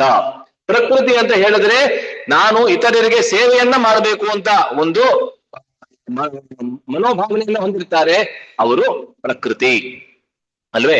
ಸೊ ಯಾವಾಗ ವೇದವ್ಯಾಸರು ಎಲ್ಲಾ ಶಾಸ್ತ್ರಗಳನ್ನ ಎಲ್ಲಿ ಬರೆದರು? ಎಷ್ಟು ಜನ ಇಲ್ಲಿ ಬದರಿಕಾಶ್ರಮಕ್ಕೆ ಹೋಗಿದ್ದೀರಾ? ಉತ್ತರ ಬದರಿ ಅಲ್ಲ, ದಕ್ಷಿಣ ಬದರಿ. ಉತ್ತರ ಬದರಿಗೆ ಯಾರು ಹೋಗಕ್ಕಾಗಲ್ಲ, ಅದರಿಂದ ದಕ್ಷಿಣ ಬದರಿಗೆ ಯಾರು ಹೋಗಿದ್ದೀರಾ? ಯಾರು ಹೋಗಿಲ್ವಾ? ಓಕೆ, ನಾನು 2 ವರ್ಷದ ಹಿಂದೆ ಹೋಗಿದ್ದೆ. ಅಲ್ಲಿ ಒಂದು ವ್ಯಾಸ ಗುಫಾ ಅಂತ ಇದೆ. ಸರಸ್ವತಿ ನದಿಯನ್ನ ಅಲ್ಲಿ ನಾವು ನೋಡ್ಬೋದು, ಬೇರೆ ಎಲ್ಲೂ ನೋಡಕ್ಕಾಗೋದಿಲ್ಲ. ಅಲ್ಲಿ ಮಾತ್ರ, ಬದರಿಕಾಶ್ರಮದಲ್ಲಿ ಮಾತ್ರ ನಾವು ಇವತ್ತು ಕೂಡ ನಾವು ಸರಸ್ವತಿ ನದಿಯನ್ನ ನಾವು ಗಮನಿಸಬಹುದು. ಕೇವಲ ಆ ಎಲ್ಲಿ ಉದ್ಭವ ಸ್ಥಾನ ಇದೆ ಬದರಿಕಾಶ್ರಮದ ಹತ್ರ, ಅಲ್ಲಿ ಮಾತ್ರ ಸರಸ್ವತಿ ನದಿಯನ್ನ ನೋಡ್ಬೋದು. ಅದಾದ್ಮೇಲೆ ಭೂಮಿಯ ಕೆಳಗಡೆ ಹೊರಟೋಗ್ತಾಳೆ ಅವಳು. ಅದರಿಂದ ಅದಾದ್ಮೇಲೆ ಎಲ್ಲೂ ಕೂಡ ನೋಡೋದಕ್ಕಾಗೋದಿಲ್ಲ. ಇವತ್ತಿನ ಪ್ರಯಾಗ್ರಾಜ್ದಲ್ಲೂ ಸರಸ್ವತಿ ಕಾಣಿಸೋದಿಲ್ಲ ಅಲ್ವೇ. ಗಂಗೆ ಮತ್ತೆ ಯಮುನೆಯನ್ನು ಮಾತ್ರ ನಾವು ನೋಡ್ಬೋದು. ಅದರಿಂದ ಆ ಸರಸ್ವತಿ ನದಿಯ ತೀರದಲ್ಲಿ ವೇದವ್ಯಾಸರು ಯಾವಾಗ ತಮ್ಮ ಧ್ಯಾನಮಗ್ನರಾಗಿ ಕೂತ್ಕೋತಾರೆ. ಎಲ್ಲಾ ಶಾಸ್ತ್ರಗಳನ್ನ ಬರೆಯುವುದಕ್ಕಿಂತ ಮುಂಚೆ ಭಗವಂತನನ್ನ ಸಾಕ್ಷಾತ್ಕಾರ ಮಾಡಿಕೊಂಡು ಅದಾದ್ಮೇಲೆ ಶಾಸ್ತ್ರಗಳನ್ನ ಬರೀಬೇಕು ಅಂತ ಧ್ಯಾನ ಮುದ್ರೆಯಲ್ಲಿ ಕೂತ್ಕೋತಾರೆ. ಇದು ಭಾಗವತದ ಮೊದಲನೇ ಸ್ಕಂದದ 7ನೇ ಅಧ್ಯಾಯದಲ್ಲಿ ಬರುತ್ತೆ. ಆವಾಗ ಹೇಗೆ ಪುರುಷನ ಮತ್ತೆ ಪ್ರಕೃತಿಯ ದರ್ಶನವನ್ನ ಮಾಡಿದ್ರು ಅವರು ಅನ್ನೋದನ್ನ ಬಹಳ ಸೊಗಸಾಗಿ ಶುಕಮುನಿಗಳು ವಿವರಿಸ್ತಾರೆ. ಶುಕಮುನಿಗಳಲ್ಲ, ಸೂತ ಮುನಿಗಳು ವಿವರಿಸ್ತಾರೆ. ಏನಂತ ಹೇಳ್ತಾರೆ ಅಂದ್ರೆ, ಭಕ್ತಿ ಯೋಗೇನ ಮನಸ್ಸಿ ಸಮ್ಯಕ್ ಪ್ರಣಹಿತೆ ಅಮಲೆ ಅಪಶ್ಯತ್ ಪುರುಷಂ ಪೂರ್ಣಂ ಮಾಯಾಂ ಚತದ್ ಅಪಾಶ್ರಯಂ. ಬಹಳ ಸೊಗಸಾದ ಶ್ಲೋಕ ಇದು. ಇದರಲ್ಲಿ ಏನ್ ಹೇಳ್ತಾ ಇದ್ದಾರೆ ಅಂತ ಹೇಳಿದ್ರೆ, ವ್ಯಾಸರು ಯಾವಾಗ ಧ್ಯಾನ ಮುದ್ರೆಯಲ್ಲಿ ಸಂಪೂರ್ಣವಾಗಿ ಭಗವಂತನ ಮೇಲೆ ತಮ್ಮ ಧ್ಯಾನವನ್ನ ಕೇಂದ್ರೀಕರಿಸಿ ಕೂತ್ಕೋತಾರೆ, ಅವರಿಗೆ ಪುರುಷನ ಅಂದ್ರೆ ಪುರುಷೋತ್ತಮನ ದರ್ಶನವೂ ಆಯ್ತು, ಮತ್ತೆ ಪ್ರಕೃತಿಯ ದರ್ಶನವೂ ಆಯ್ತು. ಪ್ರಕೃತಿಗೆ ಮತ್ತೊಂದು ಯಾವ ಶಬ್ದವನ್ನ ಬಳಸ್ತಾರೆ ಅಂತ ಹೇಳಿದ್ರೆ ಈ ಶ್ಲೋಕದಲ್ಲಿ ಮಾಯೆ. ಮಾಯಾ ಅಂತ ಹೇಳಿದ್ರೆ ಮ್ಯಾಜಿಕ್ ಅಲ್ಲ, ಇಲ್ಲಿ ಮಾಯಾ ಅಂತ ಹೇಳಿದ್ರೆ ಭಗವಂತನ ಶಕ್ತಿ, ಭಗವಂತನ ಬಹಿರಂಗ ಶಕ್ತಿ. ಯಾವ ಶಕ್ತಿಯಿಂದ ನಾವೆಲ್ಲರೂ ನಾವೇ ಭೋಗಿಗಳು ಅಂತ ಈ ಲೋಕದಲ್ಲಿ ನಾವು ತಿಳ್ಕೊತಾ ಇದ್ದೀವಿ, ಅದು ಭಗವಂತನ ಬಹಿರಂಗ ಶಕ್ತಿ, ಮಾಯಾಶಕ್ತಿ ಅಲ್ವೇ. ಸೊ ಭಗವಂತನ ದರ್ಶನವೂ ಆಯ್ತು ವ್ಯಾಸರಿಗೆ, ಅದರ ಜೊತೆಗೆ ವೇದವ್ಯಾಸರಿಗೆ ಆ ಮಾಯಾಶಕ್ತಿಯ ದರ್ಶನವೂ ಆಯ್ತು. ಆದ್ರೆ ಹೇಗಾಯ್ತು ಅಂತ ಹೇಳಿದ್ರೆ, ಆ ಮಾಯಾಶಕ್ತಿ ಅನ್ನೋದು ಭಗವಂತನ ಸಂಪೂರ್ಣ ನಿಯಂತ್ರಣದಲ್ಲಿರುವಂತೆ ಅವರಿಗೆ ದರ್ಶನ ಆಯ್ತು. ಆದ್ದರಿಂದ ಕೊನೆಯಲ್ಲಿ ಏನ್ ಹೇಳ್ತಾರೆ, ಮಾಯಾಂ ಚತದ್ ಅಪಾಶ್ರಯಂ. ಅಪಾಶ್ರಯಂ ಅಂತ ಹೇಳಿದ್ರೆ ಆ ಭಗವಂತನ ನಿಯಂತ್ರಣದಲ್ಲಿ ಇರುವಂತಹ ಮಾಯಾಶಕ್ತಿ. ನೋಡಿ, ಇದು ಬಹಳ ಮುಖ್ಯವಾದಂತಹ ವಿಷಯ. ಅನೇಕ ಇತರ ಧರ್ಮಗಳ ಸಿದ್ಧಾಂತದಲ್ಲಿ ಇದು ಬಹಳ ವಿಭ್ರಮೆಗೆ ಜನರನ್ನ ತಳ್ಳುವಂತಹ ವಿಷಯ. ಎಷ್ಟೊಂದ್ ಸತಿ ನೋಡಿ, 2000 ಯಾವಾಗ್ಲೂ ಗೊತ್ತಿಲ್ಲ ನನ್ಗೆ, ಎಷ್ಟನೇ ಇಸ್ವಿಲೂ ಗೊತ್ತಿಲ್ಲ, 4ರಲ್ಲಿ ಅಂತ ಕಾಣುತ್ತೆ ಅಲ್ವಾ. ಸುನಾಮಿ ಆಗಿದೆ ಯಾವಾಗ? 2004ರಲ್ಲಿ ಅಲ್ವೇ. ಸೊ ಸುನಾಮಿ ಆದಾಗ ಎಷ್ಟೊಂದ್ ಜನ ಹೋಗಿ ಅಲ್ಲಿ ವ್ಯಾಟಿಕನ್ ಸಿಟಿಲಿ ಪೋಪ್ ಇದ್ದಾರೆ ಅಲ್ವಾ, ಪೋಪ್ ಅವರಿಗೆ ಕೇಳಿದ್ರು, ಏನಕ್ಕೆ ಇಷ್ಟು ದೊಡ್ಡ ಒಂದು ಅನಾಹುತ ಸಂಪೂರ್ಣವಾದಂತ ಜಗತ್ತಿನಲ್ಲೇ ಆಗಿದೆ, ಏನಕ್ಕೆ ಇದಾಗಿದ್ದು ಅಂತ. ಅವಾಗ ಅವ್ರು ಏನ್ ಹೇಳಿದ್ರು ಗೊತ್ತಾ, ಇದೀಗ ಈ ಮಾಯಾ ಎಂಬಂತ ಶಬ್ದಕ್ಕೆ ಅವ್ರು ಏನ್ ಹೇಳ್ತಾರೆ ಅಂದ್ರೆ ಸ್ಯಾಟನ್ ಅಂತ ಹೇಳ್ತಾರೆ. SATAN, ಮಾಯೆ ಅಂತ ನಾವು ಕರಿತೀವಿ, ಅದಕ್ಕೆ ಅವರು ಸ್ಯಾಟನ್ ಅಂತ ಕರೀತಾರೆ. So the Satan has overcome the lord ಅಂತ ಹೇಳಿದ್ರು. ಅಂದ್ರೆ ಏನು, ಮಾಯಾಶಕ್ತಿ ಅನ್ನೋದು ಭಗವಂತನನ್ನ ಆಕ್ರಮಿಸಿಕೊಂಡ್ಬಿಟ್ಟು ಭಗವಂತನನ್ನು ಓವರ್ಟೇಕ್ ಮಾಡಿ ಈ ರೀತಿಯಾದಂತಹ ದುರಂತವನ್ನ ಈ ಲೋಕದಲ್ಲಿ ತಂದಿದೆ ಅಂತ ಅವರು ಹೇಳಿದ್ರು. ಏಕೆಂದ್ರೆ ಆ ಸಿದ್ಧಾಂತದಲ್ಲಿ ಈ ರೀತಿಯಲ್ಲಿ ಅವರು ಹೇಳ್ತಾರೆ. ಯಾವಾಗ ದುರಂತವನ್ನ ಈ ಲೋಕದಲ್ಲಿ ನೋಡ್ತೀವಿ, ಅವರ ಪ್ರಕಾರ ಏನೋ ಆ ಮಾಯಾಶಕ್ತಿ ಅನ್ನೋದು ಭಗವಂತನನ್ನ ಕೂಡ ಮೀರಿಸ್ಬಿಡ್ತದೆ ಅಂತ ಅವ್ರು ಹೇಳ್ತಾರೆ. ಆದ್ರೆ ನಮ್ಮ ಶಾಸ್ತ್ರದ ಪ್ರಕಾರ ಅದು ಎಂದಿಗೂ ಆಗೋದಕ್ಕೆ ಸಾಧ್ಯವೇ ಇಲ್ಲ ಅಲ್ವೇ. ಆದ್ರಿಂದ ವ್ಯಾಸರು ಹೇಗೆ ಭಗವಂತನ ದರ್ಶನವನ್ನ ಮಾಡಿದ್ರು ಅಂತ ಹೇಳಿದ್ರೆ, ಆ ಭಗವಂತನ ನಿಯಂತ್ರಣದಲ್ಲಿರುವಂತಹ ಮಾಯಾಶಕ್ತಿಯ ದರ್ಶನವನ್ನ ಮಾಡಿದ್ರು. ಅಂದ್ರೆ ಆ ಮಾಯಾಶಕ್ತಿ ಅನ್ನೋದು ಎಂದಿಗೂ ಕೂಡ ಭಗವಂತನ ನಿಯಂತ್ರಣದಲ್ಲೇ ಕೆಲಸ ಮಾಡ್ತದೆ ಅಲ್ವೇ. ಆದ್ದರಿಂದಲೇ ಆ ಮಾಯಾಶಕ್ತಿಗಿಂತ ಭಿನ್ನರಾದಂಥವನು ಅಥವಾ ಆ ಪ್ರಕೃತಿಗೆ ಮಿಗಿಲಾದಂಥವನು, ಆದ್ರಿಂದ ಅವರಿಗೆ ನಾವೇನ್ ಹೇಳ್ತೀವಿ, ಪುರುಷ. ಎರಡನೇದಾಗಿ ಉತ್ಪುರುಷ. ಉತ್ಪುರುಷ ಅಂತ ಹೇಳಿದ್ರೇನು, ಬದ್ಧಾತ್ಮರಿಗಿಂತಲೂ ಮಿಗಿಲಾದಂಥವನು, ಅವರಿಗೆ ನಾವೇನ್ ಹೇಳ್ತೀವಿ, ಉತ್ಪುರುಷ. ಇದನ್ನ ವಿವರಿಸೋದಕ್ಕೆ ಒಂದು ಅದ್ಭುತವಾದಂತಹ ಮಹಾಭಾರತದ ಕಥೆಯನ್ನ ನೋಡೋಣ, ಲೀಲೆ. ಸೊ ಯಾವಾಗ ಕೃಷ್ಣ ಶಾಂತದೂತನಾಗಿ ಹೋಗ್ತಾನೆ ಎಲ್ಲಿಗೆ, ಹಸ್ತಿನಾಪುರಕ್ಕೆ ಅಲ್ವೇ. ಇದೀಗ ಪಾಂಡವರ ವನವಾಸವೂ ಮುಗಿಯಿತು, ಮತ್ತೆ ಅಜ್ಞಾತವಾಸವೂ ಮುಗಿಯಿತು. ಇದೀಗ ಕೇವಲ ಯುದ್ಧ ಆರಂಭ ಆಗೋದು ಮಾತ್ರ ಬಾಕಿ. ಆದ್ರೆ ಯುದ್ಧವನ್ನ ತಪ್ಪಿಸೋದಕ್ಕೆ ಎಲ್ಲಾ ಪಾಂಡವರು ಮುಂದೆ ಬರ್ತಾರೆ. ಎಷ್ಟರ ಮಟ್ಟಕ್ಕೆ ಅಂತ ಹೇಳಿದ್ರೆ, ಅಷ್ಟು ನೋವನ್ನ ಅನುಭವಿಸಿದ್ದಂತಹ ಮತ್ತೆ ಒಂದು ಬಹಳ ಒರಟಾದಂತಹ ಸ್ವಭಾವವನ್ನು ಇರುವಂತಹ ಭೀಮ ಕೂಡ ಹೇಳ್ತಾನೆ. ಏನಂತ, ಅಕಸ್ಮಾತ್ ನಿನ್ನ ಕೊನೆಯ ಪ್ರಯತ್ನದಿಂದ ಕೃಷ್ಣನನ್ನ ಸಂಬೋಧಿಸಿ ಹೇಳ್ತಾರೆ ಭೀಮ. ಕೃಷ್ಣ ಇನ್ನೇನು ಹೊರಡ್ಬೇಕು ವಿರಾಟ ದೇಶದಿಂದ, ಎಲ್ಲಿಗೆ, ಹಸ್ತಿನಾಪುರಕ್ಕೆ ಶಾಂತಿದೂತನಾಗಿ. ಅವಾಗ ಕೊನೆಯಲ್ಲಿ ಭೀಮ ಬಂದ್ಬಿಟ್ಟು ಹೇಳ್ತಾನೆ, ನಿನ್ನ ಕೊನೆಯ ಪ್ರಯತ್ನದಿಂದ ಯುದ್ಧ ತಡೆಯೋದಕ್ಕಾದ್ರೆ ದಯವಿಟ್ಟು ಅದನ್ನ ನೀನು ಸಾಕಾರಗೊಳಿಸು ಅಂತ ಹೇಳ್ತಾನೆ ಅಲ್ವೇ. ಭೀಮ ಕೂಡ ಆ ರೀತಿ ಹೇಳ್ತಾನೆ. ಆದ್ದರಿಂದ ಕೃಷ್ಣ ಬರ್ತಾನೆ. ಕೃಷ್ಣನಿಗೆ ಯಾವುದೇ ಆಶೆ ಇರೋದಿಲ್ಲ, ಆದ್ರೂ ಬರ್ತಾನೆ. ಕೃಷ್ಣನನ್ನ ಇನ್ನಿಲ್ಲದ ಹಾಗೆ ಅವಮಾನ ಮಾಡ್ತಾನೆ. ಯಾರು?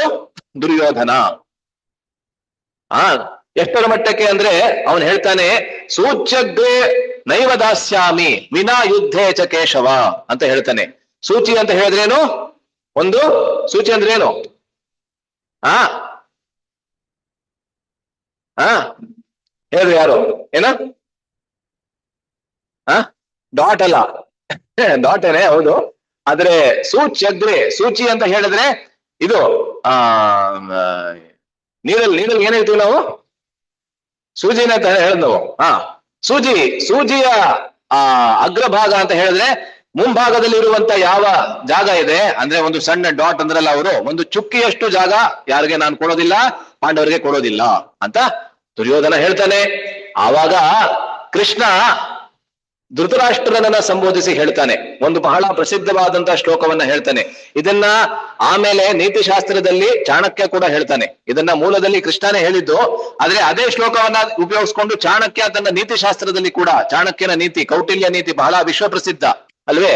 ತ್ಯಜೇದೇಕಂ ಕುಲಸ್ಯಾರ್ಥೆ ಅಂತ ಆ ರೀತಿ ಆರಂಭ ಆಗತ್ತೆ. ತ್ಯಜೇದೇಕಂ ಕುಲಸ್ಯಾರ್ಥೆ ಗ್ರಾಮಸ್ಯಾರ್ಥೆ ಕುಲಂ ತ್ಯಜೇತ್, ಗ್ರಾಮಾರ್ಥೆ ಕುಲಂ ತ್ಯಜೇತ್, ಗ್ರಾಮಂ ಜನಪದಸ್ಯಾರ್ಥೆ ಆತ್ಮಾರ್ಥೆ ಪೃಥ್ವೀಂ ತ್ಯಜೇತ್ ಅಂತ ಕೃಷ್ಣ ಹೇಳ್ತಾನೆ. ಇದಕ್ಕೇನರ್ಥ? ಬಹಳ ಸುಲಭವಾದಂತ ಅರ್ಥ. ಒಂದು ಪರಿವಾರ ಉಳಿಬೇಕು ಅಂತ ಹೇಳಿದ್ರೆ ಆ ಪರಿವಾರದಲ್ಲಿ ಇರುವಂತಹ ಒಬ್ಬನೇ ಒಬ್ಬ ವ್ಯಕ್ತಿ, ಎಲ್ಲಾ ರೀತಿಯಾದಂತಹ ತೊಂದರೆಯನ್ನ ಕೊಡ್ತಾ ಇರತಕ್ಕಂತ ಒಬ್ಬನೇ ಒಬ್ಬ ವ್ಯಕ್ತಿಯನ್ನ ನಾವು ತ್ಯಾಗ ಮಾಡಿದ್ರೆ ಯಾವುದೇ ನಷ್ಟ ಇಲ್ಲ ಅಂತ ಕೃಷ್ಣ ಆರಂಭದಲ್ಲಿ ಹೇಳ್ತಾನೆ. ತ್ಯಜೇದ್ ಏಕಂ ಕುಲಸ್ಯಾರ್ಥೆ, ಆ ಕುಲದ ಅರ್ಥಕ್ಕೋಸ್ಕರ, ಆ ಕುಲವನ್ನ ಸಂರಕ್ಷಿಸುವುದಕ್ಕೋಸ್ಕರ, ಆ ಕುಲದಲ್ಲಿ ಎಲ್ಲಾ ರೀತಿಯಾದಂತಹ ಹಾನಿಯನ್ನ ಮಾಡ್ತಾ ಇರತಕ್ಕಂತ ಒಬ್ಬನೇ ಒಬ್ಬ ವ್ಯಕ್ತಿಯನ್ನ ನಾವು ತ್ಯಾಗ ಮಾಡಿದ್ರೆ ಯಾವುದೇ ನಷ್ಟ ಇಲ್ಲ. ಅದಾದ್ಮೇಲೆ ಕುಲಂ ಗ್ರಾಮಸ್ಯಾರ್ಥೆ, ಒಂದು ಗ್ರಾಮವನ್ನ ಸಂರಕ್ಷಿಸೋದಕ್ಕೆ ಒಂದೇ ಒಂದು ಪರಿವಾರವನ್ನ ನಾವು ತ್ಯಾಗ ಮಾಡಿದ್ರೆ ಯಾವುದೇ ನಷ್ಟ ಇಲ್ಲ. ಅದಾದ್ಮೇಲೆ ಗ್ರಾಮಂ ಜನಪದಸ್ಯಾರ್ಥೆ, ಒಂದು ಸಂಪೂರ್ಣವಾದಂತಹ ರಾಷ್ಟ್ರವನ್ನ ಸಂರಕ್ಷಿಸಬೇಕು ಅಂತ ಹೇಳಿದ್ರೆ ಆ ರಾಷ್ಟ್ರದಲ್ಲಿ ಇರುವಂತಹ ಒಂದು ಹಾನಿ ಮಾಡ್ತಾ ಇರ್ತಕ್ಕಂತ ಒಂದೇ ಒಂದು ಗ್ರಾಮವನ್ನ ನಾವು ತ್ಯಾಗ ಮಾಡಿದ್ರೆ ಯಾವುದೇ ನಷ್ಟ ಇಲ್ಲ. ಆಮೇಲೆ ಕೊನೆಯಲ್ಲಿ ಕೃಷ್ಣ ಹೇಳ್ತಾನೆ, ಆತ್ಮಾರ್ಥೆ ಪೃಥ್ವೀಂ ತ್ಯಜೇತ್, ನೀವು ನಿಮ್ಮನ್ನ ಕಂಡುಕೊಳ್ಳುವುದಕ್ಕಾಗಿ, ಅಂದ್ರೆ ನಾವೆಲ್ಲರೂ ನಮ್ಮನ್ನ ಕಂಡುಕೊಳ್ಳುವುದಕ್ಕಾಗಿ ಈ ಸಮಸ್ತವಾದ ಭೂಮಿಯನ್ನ ತ್ಯಾಗ ಮಾಡಿದ್ರೆ ಕೂಡ ಏನು ನಷ್ಟ ಇಲ್ಲ ಅಂತ ಕೊನೆಯದಲ್ಲಿ ಕೃಷ್ಣ ಹೇಳ್ತಾನೆ. ಆವಾಗ ಇದನ್ನ ಕೇಳಿ ದುರ್ಯೋಧನನಿಗೆ ಮತ್ತಷ್ಟು ಕೋಪ ಬರುತ್ತೆ. ಯಾಕೆಂದ್ರೆ ದುರ್ಯೋಧನ ಬಹಳ ಬುದ್ಧಿವಂತ ಕೂಡ. ಏನಂತ ಹೇಳ್ತಾ ಇದ್ದಾನೆ ಕೃಷ್ಣ ಇದ್ರ ಮೂಲಕ? ದುರ್ಯೋಧನನ ಎಲಿಮಿನೇಟ್ ಮಾಡ್ಬೇಕು. ಚೆನ್ನಾಗಿ ಹೇಳ್ತಾ ಇದ್ದಾರೆ ಇವರು. ದುರ್ಯೋಧನ ಒಳ್ಳೆ ಶಬ್ದವನ್ನ ಉಪಯೋಗಿಸಿದ್ರು ಅವರು. ದುರ್ಯೋಧನನ ಅವನನ್ನ ನಿರ್ನಾಮ ಮಾಡಬೇಕು. ಮತ್ತೆ ಕೃಷ್ಣ ಇದಕ್ಕೆ ಒಂದು ಉದಾಹರಣೆಯನ್ನು ಕೂಡ ಕೊಡ್ತಾನೆ. ನೋಡಿ, ಯದುವಂಶವನ್ನ ಬೆಳಗೋದಕ್ಕೆ ನಾನು ಯಾರನ್ನ ಕೊಂದೆ? ಕಂಸನನ್ನೇ ಕೊಂದ್ಬಿಟ್ಟೆ. ಕಂಸ ಯದ್ಯಪಿ ಅವನು ನನ್ನ ದೊಡ್ಡಪ್ಪ ಅಲ್ವೇ? ದೊಡ್ಡಪ್ಪ ತಾನೆ ಅಥವಾ ಚಿಕ್ಕಪ್ಪನ? ದೊಡ್ಡಪ್ಪ. ದೇವಕಿಯ ಅಣ್ಣ ತಾನೆ, ಅಂದ್ರೆ ದೊಡ್ಡಪ್ಪ ತಾನೆ, ಮಾಮ. ಮಾಮ. ಸೊ ಕಂಸ ನನ್ನ ಮಾಮ, ಆದ್ರೆ ಆ ಮಾಮನನ್ನ ಕೂಡ ನಾನು ನಿರ್ನಾಮ ಮಾಡ್ಬಿಟ್ಟೆ. ಶ್ರೀ ರಾಧಾ ವಿನೋದ್ ಭಗವಾನ್ ಕಿ, ಶ್ರೀ ಜಗನ್ನಾಥ ಬಲದೇವ್ ಸುಭದ್ರಾ ಮಹಾರಾಣಿ ಕಿ, ಶ್ರೀ ನಿತ್ಯಾನಂದ ನಟವರ್ ಗೌರ್ ಸುಂದರ್ ಭಗವಾನ್ ಕಿ ಜೈ, ಶ್ರೀಲ ಪ್ರಭುಪಾದ್ ಕಿ ಜೈ. ಅದೇ ರೀತಿಯಲ್ಲಿ ನೀನು ದುರ್ಯೋಧನನನ್ನ ಪರಿತ್ಯಾಗ ಮಾಡು. ಅವಾಗ ದುರ್ಯೋಧನನಿಗೆ ಕೇವಲ ಕೋಪ ಮಾತ್ರ ಅಲ್ಲ, ಭಯ ಬರೋದಕ್ಕೆ ಶುರು ಆಗತ್ತೆ. ಯಾಕೆಂದ್ರೆ ಕೃಷ್ಣನ ಅಪೂರ್ವವಾದಂತಹ ಶಕ್ತಿಗಳ ಸಂಪೂರ್ಣವಾದಂತಹ ಪರಿಚಯ ಆಗ್ಲೇ ಇತ್ತು. ಆದ್ರಿಂದ ಆವಾಗ ದುರ್ಯೋಧನ ಏನನ್ನ ಮಾಡೋದಕ್ಕೆ ಹೊರಡ್ತಾನೆ? ತನ್ನ ಎಲ್ಲಾ ಸೈನಿಕರನ್ನ ಕರೆದು ಅವನನ್ನ ಸೆರೆಮನೆ ಒಳಗೆ ತಳ್ಳೋದಕ್ಕೆ ಪ್ರಯತ್ನವನ್ನ ಪಡ್ತಾನೆ. ಆವಾಗ ಕೃಷ್ಣ ತನ್ನ ವಿಶ್ವರೂಪವನ್ನ ತೋರಿಸ್ತಾನೆ ಅಲ್ವೇ? ಸೊ ಈ ಒಂದು ಪ್ರಸಂಗದಿಂದ ಮುಖ್ಯವಾಗಿ ನಾವೇನಂತ ಅರ್ಥ ಮಾಡ್ಕೋತೀವಿ? ನೋಡಿ, ಕೃಷ್ಣ ಅಕಸ್ಮಾತ್ ಸಾಮಾನ್ಯವಾದಂತ ಪುರುಷನಾಗಿದ್ರೆ ಸೆರೆಮನೆ ಒಳಗೆ ಹೊಟ್ಟೋಗ್ತಾ ಇದ್ದ ಅವನು ಅಲ್ವೇ? ಆದ್ರೆ ಇಲ್ಲಿ ಬದ್ಧಾತ್ಮ ಅಂದ್ರೆ ಯಾರು? ದುರ್ಯೋಧನ. ಆ ಬದ್ಧಾತ್ಮರ ಪ್ರತೀಕ ಈ ಒಂದು ಲೀಲೆಯಲ್ಲಿ. ಆದ್ರಿಂದ ಆ ದುರ್ಯೋಧನವನ್ನ ಮೊದಲುಗೊಂಡು ಬೇರೆ ಎಲ್ಲಾ ಬದ್ಧಾತ್ಮರು, ಧೃತರಾಷ್ಟ್ರದಂತಹ ಬೇರೆ ಎಲ್ಲಾ ಬದ್ಧಾತ್ಮರು ಆ ಸಭೆಯಲ್ಲಿ, ಅಸತ್ ಸಭೆಯಲ್ಲಿ ಯಾರಿದ್ರು ಅವರೆಲ್ಲರಿಗೆ ಮಿಗಿಲಾದಂತಹ ವ್ಯಕ್ತಿ ಕೃಷ್ಣ. ಆದ್ದರಿಂದಲೇ ಆ ಸಮಯದಲ್ಲಿ ಕೇವಲ ಅವನು ಸೆರೆಮನೆಗೆ ಹೋಗ್ಲಿಲ್ಲ ಮಾತ್ರ ಅಲ್ಲ, ತನ್ನ ವಿಶ್ವರೂಪವನ್ನ ತೋರಿಸಿ ಎಷ್ಟರ ಮಟ್ಟಕ್ಕೆ ಅಂತ ಹೇಳಿದ್ರೆ ಧೃತರಾಷ್ಟ್ರನಿಗೆ ಕೂಡ 2 ನಿಮಿಷಗಳ ಕಾಲ ವಿಶೇಷವಾದಂತಹ ಕಣ್ಣುಗಳನ್ನ ಕೊಟ್ಟು ಆ ವಿಶ್ವರೂಪದ ದರ್ಶನವನ್ನ ಧೃತರಾಷ್ಟ್ರನಿಗೆ ಕೂಡ ಮಾಡಿಸ್ತಾನೆ ಅಂತ ಮಹಾಭಾರತ ಹೇಳುತ್ತೆ ಅಲ್ವೇ. ಆದ್ದರಿಂದ ಬದ್ಧಾತ್ಮರಿಗಿಂತಲೂ ಶ್ರೇಷ್ಠನಾದಂತಹ ವ್ಯಕ್ತಿ ಕೃಷ್ಣ. ಅದರಿಂದ ಅವನು ಉತ್ಪುರುಷ. ಸೊ ಮೊದಲನೇದು ಪುರುಷ ಅವನು, ಯಾಕೆ? ಪ್ರಕೃತಿಗಿಂತ ಶ್ರೇಷ್ಠನಾದಂಥವನು. ಎರಡನೇದು ಅವನು ಉತ್ಪುರುಷ, ಏನಕ್ಕೆ ಅಂತ ಹೇಳಿದ್ರೆ ಬದ್ಧಾತ್ಮರಿಗಿಂತಲೂ ಶ್ರೇಷ್ಠನಾದಂಥವನು. ಮೂರನೇದು ಉತ್ತರ ಪುರುಷ. ಉತ್ತರ ಪುರುಷ ಏನಕ್ಕೆ? ಮುಕ್ತಾತ್ಮರಿಗಿಂತ ಕೂಡ ಅವನು ಶ್ರೇಷ್ಠನಾದಂಥವನು ಅಥವಾ ಭಿನ್ನನಾದಂಥವನು. ಇಲ್ಲಿ ಮತ್ತೊಂದು ಲೀಲೆಯನ್ನ ನಾವು ಚರ್ಚೆ ಮಾಡ್ತೀವಿ. ಯಾವ ಲೀಲೆ ಅಂತ ಹೇಳಿದ್ರೆ ಮಾರ್ಕಂಡೇಯ ಋಷಿಗಳ ಲೀಲೆ. ಎಷ್ಟು ಜನ ಕೇಳಿದ್ದೀರಾ ಈ ಲೀಲೆಯನ್ನ? ಮಾರ್ಕಂಡೇಯ ಋಷಿ ಬಗ್ಗೆ ಎಷ್ಟೊಂದು ಜನ ಕೇಳಿದ್ದೀರಾ, ಆದ್ರೆ ಇನ್ನು ಮತ್ತಷ್ಟು ಜನ ಕೇಳಿಲ್ಲ. ಅದರಿಂದ 12ನೇ ಸ್ಕಂದದಲ್ಲಿ ಭಾಗವತದಲ್ಲಿ ಬರುವಂತಹ ಲೀಲೆ. ಮಾರ್ಕಂಡೇಯ ಋಷಿಗಳು ಭಗವಂತನನ್ನ ನೇರವಾಗಿ ಕಂಡಂಥವ್ರು. ಆದರೆ ಭಗವಂತನನ್ನ ಕಂಡಾದ ಮೇಲೆ ಕೂಡ ತಮ್ಮ ಅನೇಕ ವರ್ಷಗಳ ತಪಸ್ಸಿನ ಮೂಲಕ ಭಗವಂತನನ್ನ ಕಂಡ್ಕೊಳ್ತಾರೆ. ಭಗವಂತನನ್ನ ಕಂಡ ಮೇಲೆ ಕೂಡ ಅವರಿಗೆ ಯಾವ ಆಸೆ ಬರ್ತದೆ ಅಂತ ಹೇಳಿದ್ರೆ ನಿನ್ನ ಮಾಯಾಶಕ್ತಿಯ ದರ್ಶನವನ್ನ ಮಾಡಬೇಕು ಅಂತ ಆಸೆ ಬರ್ತದೆ ಅವ್ರಿಗೆ. ಅದು ಎಲ್ಲಿಂದ ಬಂತು ನನಗೆ ಗೊತ್ತಿಲ್ಲ, ಆದ್ರೆ ಅವರು ಭಗವಂತನಿಗೆ ಕೇಳ್ಕೊತಾರೆ, ನಿನ್ನ ದರ್ಶನ ಅತ್ಯದ್ಭುತವಾಗಿ ಆಗಿದೆ, ಆದ್ರೆ ನಿನ್ನ ಬಹಿರಂಗ ಶಕ್ತಿ ಮಾಯಾಶಕ್ತಿ ಏನಿದೆ ಅದರ ದರ್ಶನವನ್ನ ಕೂಡ ನನಗೆ ಸಂಪೂರ್ಣವಾಗಿ ಮಾಡಿಸು, ಇದೇ ನನ್ನ ಕೋರಿಕೆ ಅಲ್ವೇ. ಆದ್ರೆ ಭಗವಂತನಿಗೆ ಅದು ಇಷ್ಟ ಆಗೋದಿಲ್ಲ. ಭಾಗವತ ಬಹಳ ಸ್ಪಷ್ಟವಾಗಿ ಹೇಳುತ್ತೆ ಅಲ್ವೇ. ಭಗವಂತನ ದರ್ಶನವನ್ನ ಮಾಡಿ ಆದ್ಮೇಲೆ ಮತ್ತೆ ಅವನ ಬಹಿರಂಗ ಶಕ್ತಿಯನ್ನ ದರ್ಶನ ಮಾಡಬೇಕು ಅಂತ ಕೇಳ್ಕೊಳ್ಳೋದು ಕದಾಪಿ ಭಗವಂತನಿಗೆ ಇಷ್ಟ ಆಗೋದಿಲ್ಲ. ಆದರೆ ಭಗವಂತ ಬಹಳ ಒಂದು ಸಣ್ಣ ಮುಗುಳ್ನಗೆಯಿಂದ ಅವರಿಗೆ ಆ ಆಶೀರ್ವಾದವನ್ನ ಕೊಟ್ಬಿಡ್ತಾನೆ. ದರ್ಶನ ಮಾಡಿಸ್ಬೇಕಾ? ಆಯ್ತು ಮಾಡಿಸ್ತೀನಿ ಅಂತ ಕೊಡ್ತಾನೆ. ಆವಾಗ ಅಲ್ಲಿ ಪ್ರಭುಪಾದರು ಬರೀತಾರೆ ತಾತ್ಪರ್ಯದಲ್ಲಿ, ಒಂದು ತಾತ್ಪರ್ಯದಲ್ಲಿ ಬರೀತಾರೆ ನೋಡಿ, ಬಹಿರಂಗ ಶಕ್ತಿಗೆ ಕೂಡ 2 ಮುಖಗಳಿವೆ. ಒಂದು ಆಕರ್ಷಕ ಮುಖ, ಇನ್ನೊಂದು ಭಯಾನಕವಾದಂತಹ ಮುಖ. ಅದರಿಂದ ಬಹಿರಂಗ ಶಕ್ತಿ ನಮ್ಮೆಲ್ಲರನ್ನ ಮೊದಲು ಆಕರ್ಷಿಸ್ತಾಳೆ. ಏನಕ್ಕೆ? ತನ್ನ ಭಯಾನಕವಾದಂತ ಮುಖವನ್ನ ತೋರಿಸೋದಕ್ಕೆ. ಅರ್ಥ ಆಗ್ತದೆ ಅಲ್ವಾ? ಸೊ ಮೊದಲು ನಮ್ಮೆಲ್ಲರಿಗೆ ಬಹಳ ಸುಂದರವಾಗಿರ್ತಕ್ಕಂಥ ಮುಖವನ್ನ ತೋರಿಸ್ತಾಳೆ. ಪ್ರಭುಪಾದರು ಉದಾಹರಣೆ ಕೊಡ್ತಾರೆ. ಯಾವ ಉದಾಹರಣೆ ಅಂತ ಹೇಳಿದ್ರೆ ಪೂತನೆಯ ಉದಾಹರಣೆಯನ್ನು ಕೊಡ್ತಾರೆ ಅಲ್ವೇ. ಪೂತನೆ ವೃಂದಾವನಕ್ಕೆ ಬಂದಿದ್ ಹೇಗೆ, ಎಷ್ಟರ ಮಟ್ಟಕ್ಕೆ ಅವಳ ಸೌಂದರ್ಯ ಇತ್ತು ಅಂತ ಹೇಳಿದ್ರೆ ಯಶೋದೆ ಮತ್ತೆ ರೋಹಿಣಿ ಕೂಡ ಬೆರಗಾಗ್ಬಿಡ್ತಾರೆ. ಅವರಿಬ್ಬರು ಕೂಡ ಕೃಷ್ಣ ಮಲಗಿದ್ದಂತಹ ಒಳಗಿನ ಕೋಣೆ ಒಳಗೆ ಅವಳನ್ನ ಸಲೀಸಾಗಿ ಬಿಟ್ಬಿಡ್ತಾರೆ. ಎಲ್ಲೂ ಕೂಡ ದ್ವಾರಪಾಲಕರಾಗ್ಲಿ ಬೇರೆ ವ್ರಜವಾಸಿಗಳಾಗ್ಲಿ ಯಾರು ಕೂಡ ಅವಳನ್ನ ತಡಿಲಿಲ್ಲ. ಏನಕ್ಕೆ ಅಂದ್ರೆ ಅಷ್ಟು ಮೋಹಕವಾದಂತಹ ರೂಪವನ್ನ ತಾಳಿ ಬರ್ತಾಳೆ ಅವಳು. ಇದು ಆ ಮಾಯೆಯ ಮೊದಲನೇ ಮುಖ. ಯಾವುದು? ಆಕರ್ಷಕವಾದಂತಹ ಮುಖ. ಆದ್ರೆ ಆ ಮುಖವನ್ನ ಏನಕ್ಕೆ ತೋರಿಸ್ತಾಳೆ ಮಾಯೆ? ಇನ್ನೇನು ಅವಳ ಹತ್ರ ಹೋಗ್ತಾ ಇದ್ದ ಹಾಗೆ ಏನಾಗತ್ತೆ, ಅವಳ ಭಯಾನಕವಾದಂತಹ ಮುಖವನ್ನ ತೋರಿಸ್ತಾಳೆ. ಸೊ ಭಗವಂತ ಏನು ನಿಶ್ಚಯ ಮಾಡ್ತಾನೆ ಅಂತ ಹೇಳಿದ್ರೆ, ನನ್ನ ಆಕರ್ಷಕವಾದಂತ ಮುಖವನ್ನ ಈ ಮಾರ್ಕಂಡೇಯ ಋಷಿಗೆ ತೋರಿಸುವಂತ ಅವಶ್ಯಕತೆನೇ ಇಲ್ಲ. ಏಕೆಂದ್ರೆ ಅವನಿಗೆ ನನ್ನ ತಥ್ಯ ಏನು ಅನ್ನೋದು ಸಂಪೂರ್ಣವಾಗಿ ಗೊತ್ತಾಗ್ಬೇಕಾಗಿದೆ. ನನ್ನ ತಥ್ಯ ಅನ್ನೋದಕ್ಕಿಂತ ಈ ನನ್ನ ಬಹಿರಂಗ ಶಕ್ತಿಯ ತಥ್ಯ ಸತ್ಯ. ಆದ್ರಿಂದ ನಾನು ಕೇವಲ ನನ್ನ ಭಯಾನಕವಾದಂತ ಮುಖವನ್ನ ತೋರಿಸ್ತೀನಿ ಅಂತ ಹೇಳಿ ತಕ್ಷಣ ಮಾರ್ಕಂಡೇಯ ಋಷಿಗಳನ್ನ ಪ್ರಳಯದ ನೀರಿನಲ್ಲಿ ಬಿಸಾಡ್ಬಿಡ್ತಾನೆ ಭಗವಂತ. ಆ ಪ್ರಳಯದ ನೀರಿನಲ್ಲಿ ಅನೇಕ ವರ್ಷಗಳ ಕಾಲ, ಸಾವಿರಾರು ವರ್ಷಗಳ ಕಾಲ ಅಂತ ಭಾಗವತ ಹೇಳುತ್ತೆ. ಎಲ್ಲ ಬಿರುಗಾಳಿಯ ಮಧ್ಯದಲ್ಲಿ, ಎಲ್ಲಾ ರೀತಿಯಾದಂತಹ ಸುಂಟರ ಗಾಳಿಯ ಮಧ್ಯದಲ್ಲಿ ಅಂತ್ಯವಿಲ್ಲದಂತಹ ಜಲದಲ್ಲಿ ಅವರು ತೇಲಾಡ್ತಾ ಇರ್ತಾರೆ. ಒಂದಷ್ಟು ಕ್ಷಣಗಳಲ್ಲಿ ನಾನು ಏನಕ್ಕಾದ್ರೂ ಈ ರೀತಿಯಾದಂತಹ ವರವನ್ನ ಕೇಳದ್ನಪ್ಪ ಭಗವಂತನಿಗೆ ಅಂತ ಅವ್ರಿಗೆ ಅನ್ಸೋದಕ್ಕೆ ಶುರು ಆಗತ್ತೆ. ಆದ್ರೆ ಇಟ್ ವಾಸ್ ಟೂ ಲೇಟ್ ಅಲ್ವೇ, ಬಹಳ ತಡವಾಗ್ಬಿಟ್ಟಿತ್ತು. ಅನೇಕ ವರ್ಷಗಳ ಕಾಲ ಅದೇ ರೀತಿಯಾದಂತಹ ಅಂತ್ಯವಿಲ್ಲದಂತಹ ಪ್ರಳಯದ ಜಲದಲ್ಲಿ ಎಲ್ಲವೂ ನಷ್ಟವಾಗುವುದನ್ನ ಅವರು ತಮ್ಮ ಕಣ್ಣಿನ ಸಾಕ್ಷಾತ್ಕಾರ ಮಾಡ್ಕೋತಾರೆ, ಕಣ್ಣಿನಿಂದ ಸಾಕ್ಷಾತ್ಕಾರ ಮಾಡ್ಕೋತಾರೆ. ಕೊನೆಯಲ್ಲಿ ಏನಾಗತ್ತೆ, ಒಂದು ದ್ವೀಪಕ್ಕೆ ಬರ್ತಾರೆ. ಆ ದ್ವೀಪದ ಮೇಲೆ ಒಂದು ಅಶ್ವತ್ಥ ವೃಕ್ಷ ಅಂದ್ರೆ ಆಲದ ಮರವನ್ನ ನೋಡ್ತಾರೆ. ಈ 15ನೇ ಅಧ್ಯಾಯ ಆರಂಭ ಆಗೋದು ಹೇಗೆ, ಊರ್ಧ್ವ ಮೂಲಂ ಅಧಶಾಖಂ ಅಶ್ವತ್ಥಂ ಪ್ರಾಹುರವ್ಯಯಂ. ಆದ್ರಿಂದ ಇದು ಮತ್ತಷ್ಟು ಬಹಳ ಪ್ರಸ್ತುತ ಇಲ್ಲಿ ಅಲ್ವೇ. ಏನಕ್ಕೆ ಅಂದ್ರೆ ಆಲದ ಮರವನ್ನೇ ನೋಡ್ತಾರೆ. ಆ ಆಲದ ಮರದ ಕೆಳಗಡೆ ಒಂದು ಆಲದ ಮರದ ಒಂದು ಎಲೆಯನ್ನ ನೋಡ್ತಾರೆ. ಆ ಎಲೆಯ ಮೇಲೆ ಯಾರನ್ನ ನೋಡ್ತಾರೆ? ಚಿತ್ರದಲ್ಲಿ ನೋಡ್ತಾ ಇದ್ದೀರಲ್ಲ, ವಟಪತ್ರಶಾಹಿ ಕೃಷ್ಣನನ್ನ ನೋಡ್ತಾರೆ. ಆ ಚಿತ್ರ ಇನ್ನೂ ಸಂಪೂರ್ಣ ಇಲ್ಲ, ಯಾಕೆಂದ್ರೆ ಚಿತ್ರದಲ್ಲಿ ಏನ್ ಆಗ್ಬೇಕಾಗಿತ್ತು ಅಂತ ಹೇಳಿದ್ರೆ, ಕೃಷ್ಣ ತನ್ನ ಬಾಲ ರೂಪವನ್ನ ತಾಳಿ ಮಲಗಿದ್ದಾನೆ. ಆದ್ರೆ ಕೃಷ್ಣ ಏನ್ ಮಾಡ್ತಾ ಇದ್ದಾನೆ, ತನ್ನ ಬಲಗಾಲು ಏನಿದೆ ಆ ಬಲಗಾಲಿನ ಹೆಬ್ಬೆರಳನ್ನ ಅವನು ಚೀಪ್ತಾ ಇದ್ದಾನೆ. ಅದನ್ನ ಅವನು ತನ್ನ ಬಾಯಿಯೊಳಗೆ ಹಾಕೊಂಡು ಅದನ್ನ ಚೀಪ್ತಾ ಇದ್ದಾನೆ. ಯೋಗಾಸನದಲ್ಲಿ ನಾವು ಮಾಡ್ತೀವಲ್ವಾ ಆ ರೀತಿ. ಇದನ್ನ ಯಾರು ಟ್ರೈ ಮಾಡಕ್ ಹೋಗ್ಬೇಡಿ ಇದನ್ನ. ಆದ್ರೆ ಮಕ್ಕಳಿಗೆ ಬಹಳ ಸುಲಭವಾಗಿ ಮಾಡ್ತಾರೆ, ಆದ್ರೆ ದೊಡ್ಡವ್ರಿಗೆ ಅದು ಕಷ್ಟ ಅಲ್ವೇ? ಅದರಿಂದ ಆ ರೀತಿಯಾದಂತ ವಟಪತ್ರಶಾಹಿ, ವಟಪತ್ರ ಅಂತ ಹೇಳಿದ್ರೆ ಅಶ್ವತ್ಥ ವೃಕ್ಷ ಅಂದ್ರೆ ಆಲದ ಮರ, ಪತ್ರ ಅಂತ ಹೇಳಿದ್ರೆ ಎಲೆ.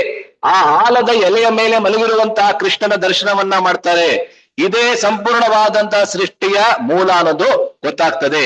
ಅದಾದ್ಮೇಲೆ ಏನಾಗತ್ತೆ, ಒಂದೇ ಒಂದು ಕ್ಷಣದಲ್ಲಿ ಆ ಮಗುವಿನ ಒಳಗೆ ಹೊರಟೋಗ್ತಾರೆ ಮಾರ್ಕಂಡೇಯ ಋಷಿಗಳು. ಆ ಮಗುವಿನ ಒಳಗೆ ಹೋಗಿ ಸಮಸ್ತವಾಗಿರ್ತಕ್ಕಂತಹ ಸೃಷ್ಟಿಯನ್ನ ಆ ಮಗುವಿನ ಒಳಗೆ ನೋಡ್ತಾರೆ. ಮತ್ತೆ ಆಚೆ ಬಂದಾದ್ಮೇಲೆ ಕೃಷ್ಣ ತನ್ನ ಮೂಲ ರೂಪವನ್ನ ತಾಳಿ, ನಿನಗಾಯ್ತಾ ದರ್ಶನ, ಮತ್ತಷ್ಟು ಬೇಕಾ ಅಂತ ಕೇಳ್ತಾರೆ. ಸೊ ಇದರಿಂದ ನಾವೇನ್ ನೋಡ್ತೀವಿ ನೋಡಿ, ಮಾರ್ಕಂಡೇಯ ಋಷಿಗಳು ಸಾಮಾನ್ಯವಾದಂತಹ ಬದ್ಧಾತ್ಮರಲ್ಲ, ಅವ್ರು ಏನು ಮುಕ್ತಾತ್ಮರವರು. ಹಾಗೆ ಭಗವಂತನ ದರ್ಶನವನ್ನ ಮಾಡಿದ್ದಾರೆ ಅಂದ್ಮೇಲೆ ಇನ್ನೇನ್ ಬೇಕಲ್ಲಿ, ಮುಕ್ತಾತ್ಮರೇ ಅವರು. ಆದರೆ ಅವನಿಗಿಂತಲೂ ಬೇರೆ ಆದಂತಹ, ಅವರಿಗಿಂತಲೂ ಅಂತಹ ಮುಕ್ತಾತ್ಮರಿಗಿಂತಲೂ ಶ್ರೇಷ್ಠವಾಗಿರ್ತಕ್ಕಂತಹ ಪುರುಷ ಯಾರದು? ಕೃಷ್ಣ. ಆದ್ದರಿಂದ ಉತ್ತರ ಪುರುಷ, ಮುಕ್ತಾತ್ಮರಿಗಿಂತಲೂ ಶ್ರೇಷ್ಠನಾಗಿರ್ತಕ್ಕಂಥವನು. ಇದಕ್ಕೆ ಅನೇಕ ಉದಾಹರಣೆಗಳು ಬರ್ಬೋದು, ಒಂದು ಉದಾಹರಣೆ ಮಾತ್ರ ನಾನು ಕೊಟ್ಟೆ ಅಷ್ಟೇ. ಕೊನೆಗೆ ಉತ್ತಮ ಪುರುಷ ಅಂತ ನಾವೇನಕ್ಕೆ ಹೇಳ್ತೀವಿ ಕೃಷ್ಣನಿಗೆ ಅಂತ ಹೇಳಿದ್ರೆ, ನಿತ್ಯಾತ್ಮರಿಗಿಂತಲೂ ಭಿನ್ನನಾದಂತವನು. ಸೊ ಇಲ್ಲಿವರೆಗೆ ನಾವು ಕೇವಲ ಬದ್ಧಾತ್ಮರು ಮತ್ತೆ ಮುಕ್ತಾತ್ಮರನ್ನ ಮಾತ್ರ ಕೇಳಿದ್ವಿ. ನಿತ್ಯಾತ್ಮರು ಅಂತ ಹೇಳಿದ್ರೆ ಏನು? ಯಾರ ಪತನ ಎಂದಿಗೂ ಕೂಡ ಆಗೋದಿಲ್ಲ, ಯಾರು ಕೃಷ್ಣನ ನೆನಪಿಂದ ಒಂದು ಕ್ಷಣ ಕೂಡ ಕದಲೋದಿಲ್ಲ, ಆ ನೆನಪಿನಿಂದ ಒಂದು ಕ್ಷಣ ಕೂಡ ಅವರಿಗೆ ವಿಸ್ಮರಣೆ ಆಗೋದಿಲ್ಲ, ಅಂಥವ್ರಿಗೆ ನಾವೇನಂತ ಹೇಳ್ತೀವಿ? ನಿತ್ಯಾತ್ಮರು. ಉದಾಹರಣೆಗೆ ಕೃಷ್ಣನ ತಾಯಿಯಾದಂತಹ, ತಂದೆಯಾದಂತಹ ದೇವಕಿ ಅಥವಾ ವಸುದೇವರು, ನಂದ ಮಹಾರಾಜರು ಮತ್ತೆ ಯಶೋದೆ, ಈ ರೀತಿಯಾದಂತ ಎಲ್ಲಾ ಗೋಪಿಕಾಸ್ತ್ರೀಯರು, ಶ್ರೀಮತಿ ರಾಧಾರಾಣಿ ಆತ್ಮ ಅಲ್ಲ ಆದ್ರು, ಅದೇ ರೀತಿಯಂತ ಬೇರೆ ಎಲ್ಲಾ ಗೋಪಿಕಾಸ್ತ್ರೀಯರು, ಲಲಿತೆ, ವಿಶಾಖೆ, ಬೇರೆ ಎಲ್ಲಾ ಗೋಪಬಾಲಕರು ಕೃಷ್ಣನ ಜೊತೆಯಲ್ಲಿ ನಿತ್ಯ ಲೀಲೆಯಲ್ಲಿ ಯಾರು ತೊಡಗಿದ್ದಾರೆ ಆಧ್ಯಾತ್ಮಿಕ ಜಗತ್ತಿನಲ್ಲಿ, ಈ ಲೋಕಕ್ಕೆ ಬಂದ್ರೆ ಕೂಡ ಕೃಷ್ಣನ ಸೇವೆಯನ್ನ ಮಾಡೋದಕ್ಕೆ ಮಾತ್ರ ಬರ್ತಾರೆ. ಅಂಥವ್ರಿಗೆ ನಾವೇನಂತ ಹೇಳ್ತೀವಿ? ನಿತ್ಯಾತ್ಮರು. ಆ ನಿತ್ಯಾತ್ಮರಿಗಿಂತಲೂ ಶ್ರೇಷ್ಠನಾದಂತಹ ವ್ಯಕ್ತಿ, ಭಿನ್ನನಾದಂತಹ ವ್ಯಕ್ತಿ ಯಾರದು? ಕೃಷ್ಣ. ಆದ್ದರಿಂದಲೇ ಅವ್ರಿಗೆ ನಾವೇನಂತ ಹೇಳ್ತೀವಿ? ಉತ್ತಮ ಪುರುಷ. ಸೊ ಪುರುಷ, ಉತ್ಪುರುಷ, ಉತ್ತರ ಪುರುಷ ಮತ್ತೆ ಉತ್ತಮ ಪುರುಷ. ನೋಡಿ ಸಂಸ್ಕೃತದ ವೈಶಿಷ್ಟ್ಯ ಇದೇನೆ. ಎಷ್ಟು ಚೆನ್ನಾಗಿ ಎಲ್ಲಾ ಶಬ್ದಗಳನ್ನ ನೀವು ವಿವರಿಸಿ ಹೇಳ್ಬೋದು ಅಂತ ಹೇಳಿದ್ರೆ ಎಲ್ಲ ಹೋಗಿ ಮನಸ್ಸಿನಲ್ಲಿ ಕೂತ್ಕೊಂಡ್ಬಿಡ್ತದೆ, ಆಮೇಲೆ ಮರ್ತು ಬಿಡ್ಬೋದು, ಅದ್ ಬೇರೆ ವಿಷಯ. ಆದ್ರೆ ಮತ್ತೆ ನೀವು ಅದನ್ನ ಓದಿದ್ರೆ ಮತ್ತೆ ನೆನಪು ಬರುತ್ತೆ ಅಲ್ವೇ? ಸೊ ಇದಕ್ಕೆ ಅನೇಕ ಲೀಲೆಗಳಿವೆ ಇದನ್ನ ವಿವರಿಸೋದಕ್ಕೆ. ಉದಾಹರಣೆಗೆ ಇಲ್ಲಿ ಯಾವ ಲೀಲೆಯನ್ನ ನೀವು ನೋಡ್ತಾ ಇದ್ದೀರಾ? ಕೃಷ್ಣ ತನ್ನ ಬಾಯೊಳಗೆ ಸಮಸ್ತವಾದ ಬ್ರಹ್ಮಾಂಡವನ್ನ ಯಶೋದೆಗೆ ತೋರಿಸ್ತಾನೆ. ಇವತ್ತು ಕೂಡ ನೀವು ವೃಂದಾವನಕ್ಕೆ ಹೋದ್ರೆ ಆ ಸ್ಥಳವನ್ನ ನೀವು ನೋಡ್ಬೋದು. ಎಷ್ಟು ಜನ ವೃಂದಾವನಕ್ಕೆ ಹೋಗಿದ್ದೀರಾ? ಇಲ್ಲಿ ವೃಂದಾವನಕ್ಕೆ ಎಷ್ಟು ಜನ ಹೋಗಿದ್ದೀರಾ? ಬೇರೆ ಎಲ್ಲರೂ ದಯವಿಟ್ಟು ಹೋಗ್ಬಿಟ್ಟು ಬನ್ನಿ. ಅಲ್ಲಿ ಬ್ರಹ್ಮಾಂಡ ಘಾಟ್ ಅಂತ ಇದೆ. ಅಲ್ಲಿ ಬ್ರಹ್ಮಾಂಡ ಘಾಟ್ಗೆ ಹೋದ್ರೆ ಇದೇ ರೀತಿಯಾದಂತ ಯಶೋದೆ ಯಾವ ಮಣ್ಣನ್ನ ತಿಂದಿದ್ದಾನೆ ಕೃಷ್ಣ ಅಂತ ಸಂಶಯ ಪಟ್ಲು, ಆ ರೀತಿಯಾದ ಅನೇಕ ಮಣ್ಣಿನ ಉಂಡೆಗಳನ್ನ ನಿಮಗೆ ಕೊಡ್ತಾರೆ. ಒಂದ್ಸತಿ ಮೊದಲನೇ ಸತಿ ನಮ್ಮ ಒಬ್ಬ ವರಿಷ್ಠ ವೈಷ್ಣವರು ಹೇಳ್ತಾ ಇದ್ರು, ಅವ್ರು ಮೊದಲನೇ ಸತಿ ಹೋಗಿದ್ದಾಗ ಅದ್ಯಾವ್ದು ಸ್ವೀಟ್ ಅಂತ ಅಂದ್ಕೊಂಡ್ರು ಅವ್ರು ಅದನ್ನ. ಅದರಿಂದ ಕುಡಿ ಒಂದ್ 5-6 ಕುಡಿ ಅಂತ ಹೇಳಿ ಅದನ್ನ ಪ್ಯಾಕ್ ಮಾಡ್ಕೊಂಡು ಒಳಗೆ ಬಸ್ಸಲ್ಲಿ ಹೋಗಿ ಬೇರೆಯವ್ರು ತಗೋಬಾರ್ದು ಅಂತ ಹೇಳಿ ಆ ಕವರ್ ಒಳಗೆ ಅದನ್ನ ಮುರಿದ್ಬಿಟ್ಟು ಬಾಯಿ ಒಳಗೆ ಹಾಕೊಂಡ್ರು. ಬಾಯಿ ಒಳಗೆ ಹಾಕೊಂಡ್ಮೇಲೆ ಒಂದೇ ಸತಿ ಬಾಯಿ ಒಳಗೆ ಹಾಕೊಂಡ್ಮೇಲೆ ಗೊತ್ತಾಯ್ತು ಅವ್ರಿಗೆ ಏನಂತ, ಇದು ಮಣ್ಣು ಅಂತ ಗೊತ್ತಾಯ್ತು ಅಲ್ವೇ? ಅದರಿಂದ ಯಶೋದೆಗೆ ಎಲ್ಲರೂ ಬಂದು ದೂರ ಹೇಳ್ತಾರೆ. ಏನಂತ ದೂರ ಹೇಳ್ತಾರೆ? ನಿನ್ನ ಮಗ ಮಣ್ಣನ್ನು ತಿಂದಿದ್ದಾನೆ. ಸೊ ಕನ್ನಡದಲ್ಲಿ ಇದು ಒಂದು ಗಾದೆ ಮಾತ್ರ ಆಗ್ಬಿಟ್ಟಿದೆ. ಮಣ್ಣು ಮುಕ್ಕೋದು ತರ ಹೇಳ್ತಾರಲ್ವಾ, ಹಳ್ಳಿ ಕಡೆ ಎಲ್ಲ ಹೇಳ್ತಾರೆ ಮಣ್ಣು ಮುಕ್ಕೋದು ಅಂತ. ಅದು ಮೂಲದಲ್ಲಿ ಅಲ್ಲಿಂದಾನೇ ಬಂದಿದ್ದು, ಅವ್ರಿಗೆ ಗೊತ್ತಿಲ್ಲ ಆದ್ರೆ ಅದು ಅಲ್ವೇ?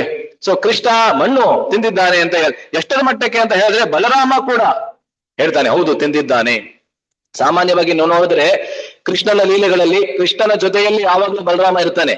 ಕೃಷ್ಣ ಸುಳ್ಳು ಹೇಳಿದ್ರು ಅದಕ್ಕೆ ಸಮರ್ಥನೆಯನ್ನ ಕೊಡ್ತಾನೆ ಯಾರು? ಬಲರಾಮ. ಯಾಕೆಂದ್ರೆ ಬಲರಾಮನ ಮೂಲ ಉದ್ದೇಶವೇ ಕೃಷ್ಣನನ್ನ ಎಲ್ಲಾ ರೀತಿಯಿಂದ ಕಾಪಾಡುವುದು. ಆದ್ರೆ ಈ ಒಂದು ವಿಭಿನ್ನವಾಗಿರ್ತಕ್ಕಂಥ ಲೀಲೆಯಲ್ಲಿ ಬಲರಾಮ ಕೂಡ ಬೇರೆಯವರ ಜೊತೆಗೆ ಸೇರಿ ಹೌದು ತಿಂದಿದ್ದಾನೆ. ಅವಾಗ ಯಶೋದೆಗೆ ನಿಜವಾಗ್ಲೂ ಸಂಶಯ ಬರುತ್ತೆ. ಇದಕ್ಕಿಂತ ಮುಂಚೆ ಎಂದಿಗೂ ಬಲರಾಮ ಕೃಷ್ಣನ ವಿರುದ್ಧ ನಿಂತಿರ್ಲಿಲ್ಲ. ಆದ್ರೆ ಇದು ಮೊದಲನೇ ಬಾರಿ ಕೃಷ್ಣನ ವಿರುದ್ಧ ನಿಂತು ಹೌದು ಅವನು ತಿಂತಿದ್ದಾನೆ, ಅದೇ ಸುಳ್ಳು ಹೇಳ್ತಾ ಇದ್ದಾನೆ ಅಂತ ಹೇಳ್ತಾನಲ್ಲ, ಅವಾಗ ತೆಗಿ ಬಾಯಿ, ಬಾಯಿ ತೆಗಿಬೇಕಾ, ತೋರಿಸ್ತೀನಿ ನಿನಗೆ, ಸಂಪೂರ್ಣವಾದಂತಹ ಬ್ರಹ್ಮಾಂಡವನ್ನೇ ತೋರಿಸ್ತಾನೆ ಕೃಷ್ಣ. ಎಷ್ಟರ ಮಟ್ಟಕ್ಕೆ ಅಂತ ಹೇಳಿದ್ರೆ, ಈಗ ತಾನೇ ನಾವು ಚರ್ಚೆ ಮಾಡಿದ್ವಲ್ಲ, ಈ ಬ್ರಹ್ಮಾಂಡದಲ್ಲಿ ಇರುವಂತ ಎಲ್ಲಾ 14 ಲೋಕಗಳನ್ನ, ಆ 14 ಲೋಕಗಳಲ್ಲೂ ಊರ್ಧ್ವ ಲೋಕವಾಗಿರ್ತಕ್ಕಂಥ ಬ್ರಹ್ಮಲೋಕ, ಆ ಬ್ರಹ್ಮಲೋಕದಲ್ಲಿ ಇರ್ತಕ್ಕಂಥ ಬ್ರಹ್ಮ ಇತರ ಋಷಿಗಳು, ಅದರ ಕೆಳಗಡೆ ಇರ್ತಕ್ಕಂತಹ ತಪೋಲೋಕ, ಸತ್ಯಲೋಕ ಎಲ್ಲವನ್ನ ತೋರಿಸ್ತಾನೆ.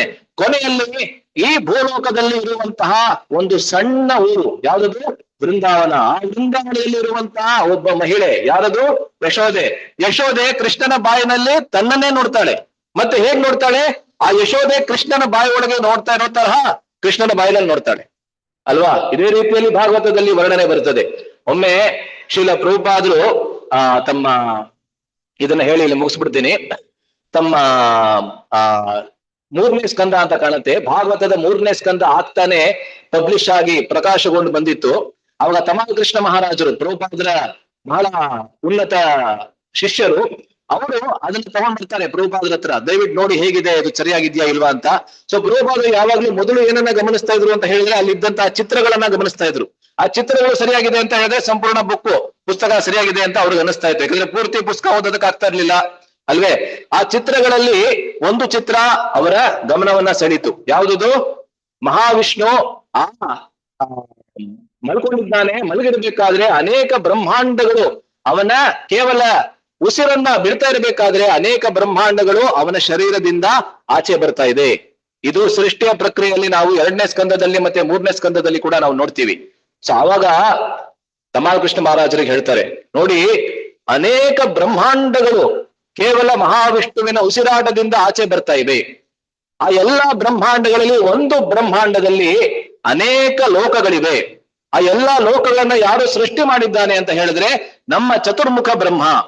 ಮತ್ತೆ ಬೇರೆ ಎಲ್ಲ ಬ್ರಹ್ಮಾಂಡಗಳು ನಮ್ಮ ಬ್ರಹ್ಮಾಂಡಕ್ಕಿಂತ ಇನ್ನೂ ಬಹಳಷ್ಟು ದೊಡ್ಡದಾಗಿದೆ. ನಮ್ಮ ಬ್ರಹ್ಮಾಂಡ ಒಂದು ಮೀಡಿಯಂ ಸೈಜ್ ಮೇಲೆ ಇರೋದ್ರಿಂದ ನಮ್ಮ ಬ್ರಹ್ಮನಿಗೆ ಕೇವಲ 4 ಮುಖಗಳು. ಇನ್ನೆಲ್ಲ ಬ್ರಹ್ಮಾಂಡಗಳಲ್ಲಿ ಇರುವಂತಹ ಬ್ರಹ್ಮನಿಗೆ 8 ಮುಖಗಳಿರ್ಬೋದು, 16 ಮುಖಗಳಿರ್ಬೋದು, ಒಬ್ಬನಿಗೆ 100, ಒಬ್ಬನಿಗೆ 1000 ಮುಖಗಳು ಕೂಡ ಇರ್ಬೋದು. ಆದ್ರೆ ನಮ್ಮ ಬ್ರಹ್ಮಾಂಡ ಸಣ್ಣದಾದಂತಹ ಬ್ರಹ್ಮಾಂಡ. ಆ ಬ್ರಹ್ಮಾಂಡದಲ್ಲಿ 14 ಲೋಕಗಳಿವೆ. ಅದರಲ್ಲಿ ಮಧ್ಯದಲ್ಲಿ ಇರ್ತಕ್ಕಂತಹ ಭೂಲೋಕದಲ್ಲಿ ನಾವಿದ್ದೀವಿ. ಮತ್ತೆ ಬೇರೆ ಎಲ್ಲ ಲೋಕಗಳಿಗೆ ನಾವು ಹೋಲಿಸಿ ನೋಡಿದ್ರೆ ಭೂಲೋಕ ಸಣ್ಣದಾಗಿರ್ತಕ್ಕಂಥ ಲೋಕ.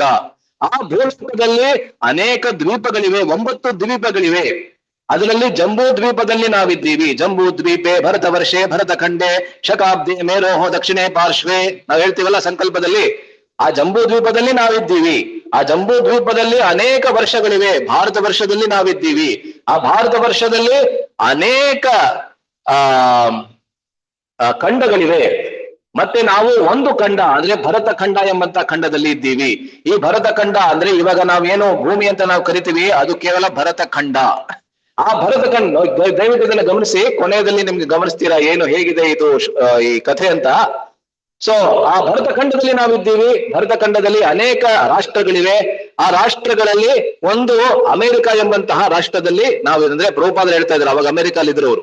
ಸೊ ಅಮೆರಿಕಾದಲ್ಲಿ ಅನೇಕ ನಗರಗಳಿವೆ. ನ್ಯೂಯಾರ್ಕ್ ಎಂಬಂತಹ ಒಂದು ಸಣ್ಣ ನಗರದಲ್ಲಿದ್ದೀವಿ. ಅಲ್ಲಿ ಅನೇಕ ರಸ್ತೆಗಳಿವೆ, ಅನೇಕ ಬಿಲ್ಡಿಂಗ್ಗಳಿವೆ. ಒಂದು ಸಣ್ಣ ಬಿಲ್ಡಿಂಗ್ ನಲ್ಲಿ, ಒಂದು ಸಣ್ಣ ರಸ್ತೆಯಲ್ಲಿ ನಾವು ಇದ್ದೀವಿ. ಮತ್ತೆ ಆ ಸಣ್ಣ ಬಿಲ್ಡಿಂಗ್ ನಲ್ಲಿ ಒಬ್ಬ ತಮಾಲ್ ಕೃಷ್ಣ ಅಂತ ಇದ್ದಾನೆ. ಪ್ರಭುಪಾದ ಹೇಳ್ತಾ ಇದ್ದಾರೆ, ತಮಾಲ್ ಕೃಷ್ಣ ಮಹಾರಾಜರು ಹೇಳ್ತಾ ಇದ್ದಾರೆ, ಒಬ್ಬ ಸಣ್ಣ ತಮಾಲ್ ಕೃಷ್ಣ ಅಂತ ಇದ್ದಾನೆ. ಅವನು ತಾನೇ ಎಲ್ಲದಕ್ಕಿಂತ ದೊಡ್ಡವನು ಅಂತ ಅನ್ಕೋತಾ ಇದ್ದಾನೆ. ಇವಾಗ ಅರ್ಥ ಆಯ್ತಾ? ನೀವು ಪೂರ್ತಿ ಕತೆ ಕೇಳ್ದೆ ಹೋದ್ರೆ ಇದು ಅರ್ಥ ಆಗೋದಿಲ್ಲ ಅಲ್ವೇ. ಅವಾಗ ತಮಾಲ್ ಕೃಷ್ಣ ಮಹಾರಾಜರು ಹೇಳ್ತಾರೆ, ನಿಜವಾಗ್ಲೂ ಎಷ್ಟು ತುಚ್ಛ ನಾನು ಅಂತ ಅವಾಗ ಮಾತ್ರ ಗೊತ್ತಾಗಿದ್ದು ನನಗೆ. ಇದಕ್ಕಿಂತ ಮುಂಚೆ ಕತೆ ಎಲ್ಲ ಚೆನ್ನಾಗಿ ಕೇಳಿದ್ದೆ, ತತ್ವವನ್ನ ಸಿದ್ಧಾಂತವನ್ನ ಕೂಡ ಕೇಳಿದ್ದೆ. ಆದ್ರೆ ಆವಾಗ ಮಾತ್ರ ನನ್ಗೆ ಗೊತ್ತಾಯ್ತು ನಾನು ಎಷ್ಟು ತುಚ್ಛವಾದಂತಹ ವ್ಯಕ್ತಿ ಅನ್ನೋದು ಅಲ್ವೇ. ನಮ್ಮೆಲ್ಲರ ಪರಿಸ್ಥಿತಿ ಅದೇನೆ ಅಲ್ವೇ. ನಾವೇ ಎಲ್ಲ ಅಂತ ಅನ್ಕೋತೀವಿ. ಜೋರಾಗ ಒಂದು ಮಳೆ ಬಡಿದು ಬಿಟ್ರೆ ನಮ್ಗೆ ಗೊತ್ತಾಗತ್ತೆ. ಮೊನ್ನೆ ಎಷ್ಟು ಜೋರಾಗಿ ಮಳೆ ಬಡಿತು ಅಂದ್ರೆ ನೀವು ಮೇಲ್ಗಡೆ ಹೋಗಿ ನೋಡಿದ್ರೆ ಗೊತ್ತಾಗ್ತಾ ಇತ್ತು ಅಲ್ವೇ. ಎಷ್ಟು ಜೋರಾಗಿ ಮಳೆ ಬಡಿತಾ ಇದೆ ಅಂತ ಹೇಳಿದ್ರೆ ಇನ್ನೇನು ಹೆದರಿಕೆ ಬಂದ್ಬಿಡತ್ತೆ ಒಂದೊಂದ್ಸತಿ ನಮ್ಗೆ. ಅಷ್ಟು ತುಚ್ಛವಾದಂತಹ ವ್ಯಕ್ತಿಗಳು ನಾವು ಅಲ್ವೇ. ಸೊ ಯಾವಾಗ ಯಶೋದೆ ಈ ರೀತಿಯಾದಂತಹ ಸಂಪೂರ್ಣವಾದ ಬ್ರಹ್ಮಾಂಡವನ್ನ ಕೃಷ್ಣನೊಳಗೆ ನೋಡ್ತಾಳೆ, ಅವಳು ವಿಭ್ರಮೆಗೆ ಈಡಾಗ್ಬಿಡ್ತಾಳೆ ಅಲ್ವೇ. ಅದರಿಂದ ಆವಾಗ ಹೌದು, ಇವಾಗ ಮಾರ್ಕಂಡೇಯ ಋಷಿಗಳು ಮೋಹಿತರಾಗೋದಕ್ಕೂ ಯಶೋದೆ ಮೋಹಿತರಾಗೋದಕ್ಕೂ ಬಹಳ ವ್ಯತ್ಯಾಸ ಇದೆ, ಅಜಗಜಾಂತರವಾದಂತ ವ್ಯತ್ಯಾಸ ಇದೆ. ಆದರೂ ಈ ಮುಖ್ಯವಾದಂತಹ ಸಿದ್ಧಾಂತ ಇಲ್ಲಿ ಏನು ಅಂತ ಹೇಳಿದ್ರೆ, ಅಂತಹ ನಿತ್ಯಾತ್ಮರಿಗಿಂತಲೂ ಶ್ರೇಷ್ಠರಾದಂತಹ ವ್ಯಕ್ತಿ ಯಾರದು? ಕೃಷ್ಣ. ಆದ್ದರಿಂದಲೇ ಅವನಿಗೆ ನಾವೇನಂತ ಕರಿತೀವಿ? ಪುರುಷೋತ್ತಮ. ಅರ್ಥ ಆಯ್ತಲ್ವಾ? ಸೊ ಆದ್ರಿಂದ ಭಗವದ್ಗೀತೆಯ ಸಾರ ಸರ್ವಸ್ವವಾದಂತಹ 4 ಶ್ಲೋಕಗಳು ಅಂತ ಇದನ್ನ ಹೇಳ್ಬೋದು. 16, 17, 18 ಮತ್ತೆ 19 ಈ 4 ಶ್ಲೋಕಗಳು, 15ನೇ ಅಧ್ಯಾಯದ 4 ಶ್ಲೋಕಗಳೇನಿದೆಯಲ್ಲ, ಇದೆಲ್ಲವನ್ನ ನಾವು ಚೆನ್ನಾಗಿ ಕಂಠಪಾಠ ಮಾಡಿ ಪ್ರತಿದಿನವೂ ಇದರ ಅರ್ಥ ಅನುಸಂಧಾನವನ್ನ ಮಾಡಿದ್ರೆ ಅವಾಗ ಪುರುಷೋತ್ತಮನನ್ನ ಅನೇಕ ದೇವಸ್ಥಾನಗಳಿಗೆ ಮುಖ್ಯ ದೇವತೆ ಯಾರಿದ್ದಾರೆ ಅವನಿಗೆ ಪುರುಷೋತ್ತಮ ಅಂತಾನೆ ನಾವು ಕರಿತೀವಿ. ಉದಾಹರಣೆಗೆ ನೀವು ದಕ್ಷಿಣ ಭಾರತದಲ್ಲಿ ಅನೇಕ ದಿವ್ಯ ದೇಶಗಳೇನಿದೆ, ಆ ಅನೇಕ ದಿವ್ಯ ದೇಶಗಳಲ್ಲಿ ಇರತಕ್ಕಂತ ಮೂಲ ವಿಗ್ರಹ ಏನಿದೆ ಅದಕ್ಕೆ ಪುರುಷೋತ್ತಮನ್ ಅಂತಾನೆ ಕರೀತಾರೆ. ಉತ್ತಮನ್ ಅಥವಾ ಪುರುಷೋತ್ತಮನ್ ತಮಿಳ್ನಲ್ಲಿ ಹೇಳ್ತಾರೆ, ಆ ರೀತಿ ಅಲ್ವೇ? ಸೊ ಅದರ ಅರ್ಥ ಅನುಸಂಧಾನವನ್ನ ಮಾಡಿದ್ರೆ ಅವಾಗ ನಮ್ಗೆ ಇದರ ಸಂಪೂರ್ಣವಾದಂತ ಅರಿವು ಆಗತ್ತೆ. ಸೊ ಇಷ್ಟ ಹೇಳಿ ಇಲ್ಲಿ ನಾನು ಮುಗಿಸ್ತಾ ಇದ್ದೀನಿ. ಎಲ್ಲರಿಗೂ ಬಹಳ ಧನ್ಯವಾದಗಳು. ಈ ರೀತಿಯಲ್ಲಿ ಪ್ರತಿ ಶನಿವಾರ ನಾವು ಬೇರೆ ಬೇರೆ ಭಗವದ್ಗೀತೆ ಮತ್ತೆ ಭಾಗವತವನ್ನ ಕುರಿತಾದಂತಹ ವಿಷಯಗಳನ್ನ ಕುರಿತು ನಾವು ಚರ್ಚೆಯನ್ನ ಮಾಡ್ತೀವಿ. ಪ್ರತಿ ಶನಿವಾರ ನೀವು ಬಂದು ಇದರಲ್ಲಿ ಭಾಗವಹಿಸಬಹುದು. ಮತ್ತೆ ನಮ್ಮ ಒಂದು ವಾಟ್ಸ್ಆಪ್ ಗ್ರೂಪ್ ಇದೆ. ಎಷ್ಟು ಜನ ವಾಟ್ಸ್ಆಪ್ ಗ್ರೂಪ್ ನಲ್ಲಿ ಇಲ್ಲ? ದಯವಿಟ್ಟು ಕೈಯನ್ನ ಎತ್ತಿ. ಎಲ್ಲರೂ ಇದ್ದೀರಾ ಇದರಲ್ಲಿ?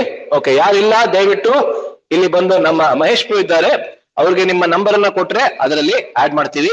ಪ್ರತಿ ವಾರ ಅಂದ್ರೆ ಬರೋ ಶನಿವಾರ ಯಾವ ವಿಷಯ ಅದರ ಬಗ್ಗೆ ಚರ್ಚೆ ಮಾಡ್ತೀವಿ ಅನ್ನೋದ್ರ ಬಗ್ಗೆ ನಮಗೆ ಅದರಲ್ಲಿ ಮಾಹಿತಿ ಸಿಗತ್ತೆ, ಆಯ್ತಾ? ಸೊ ದಯವಿಟ್ಟು ನಿಮ್ಮ ನಂಬರ್ನ ಇವರಿಗೆ ಕೊಡಿ, ನಿಮ್ಮನ್ನ ಅದರಲ್ಲಿ ಆಡ್ ಮಾಡ್ತಾರೆ. ಪ್ರತಿ ಶನಿವಾರ ಭಾಗವತದ ಮೇಲೆ ಇರುತ್ತೆ, ಮತ್ತೆ ಭಾನುವಾರ ಭಗವದ್ಗೀತೆ ಮೇಲೆ ಇರುತ್ತೆ, ಆಯ್ತಾ? ಸೊ ಇದರಲ್ಲಿ ಬಂದು ನೀವು ಭಾಗವಹಿಸಬಹುದು. ಎಲ್ಲರಿಗೂ ಧನ್ಯವಾದಗಳು. ಹರೇ ಕೃಷ್ಣ. ಗ್ರಂಥರಾಜ್ ಶ್ರೀಮದ್ ಭಗವದ್ಗೀತಾ ಕಿ ಜೈ. ಗ್ರಂಥರಾಜ್ ಶ್ರೀಮದ್ ಭಾಗವತಂ ಕಿ ಜೈ. ಶ್ರೀಲ ಪ್ರಭುಪಾದ್ ಕಿ ಜೈ.